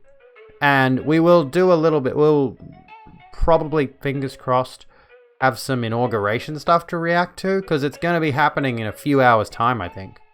Anywhere from like 4 to 6 hours' time, I believe inauguration in the US is happening. And that would be neat to react to. So I'd like to react to that. Please stick around for the raid if you would enjoy seeing some Elder Scrolls Online, of course. And I will see you folks tomorrow, fingers crossed. I have no reason to believe that I will not be streaming tomorrow. But if things go awry, hopefully they don't. Inauguration day, folks. It's going to be exciting. I'm kind of terrified what it could possibly indicate. I feel like I need to redo that outro scene. Anyway, I'll see you when I'm looking at you, lovelies. Have a good one.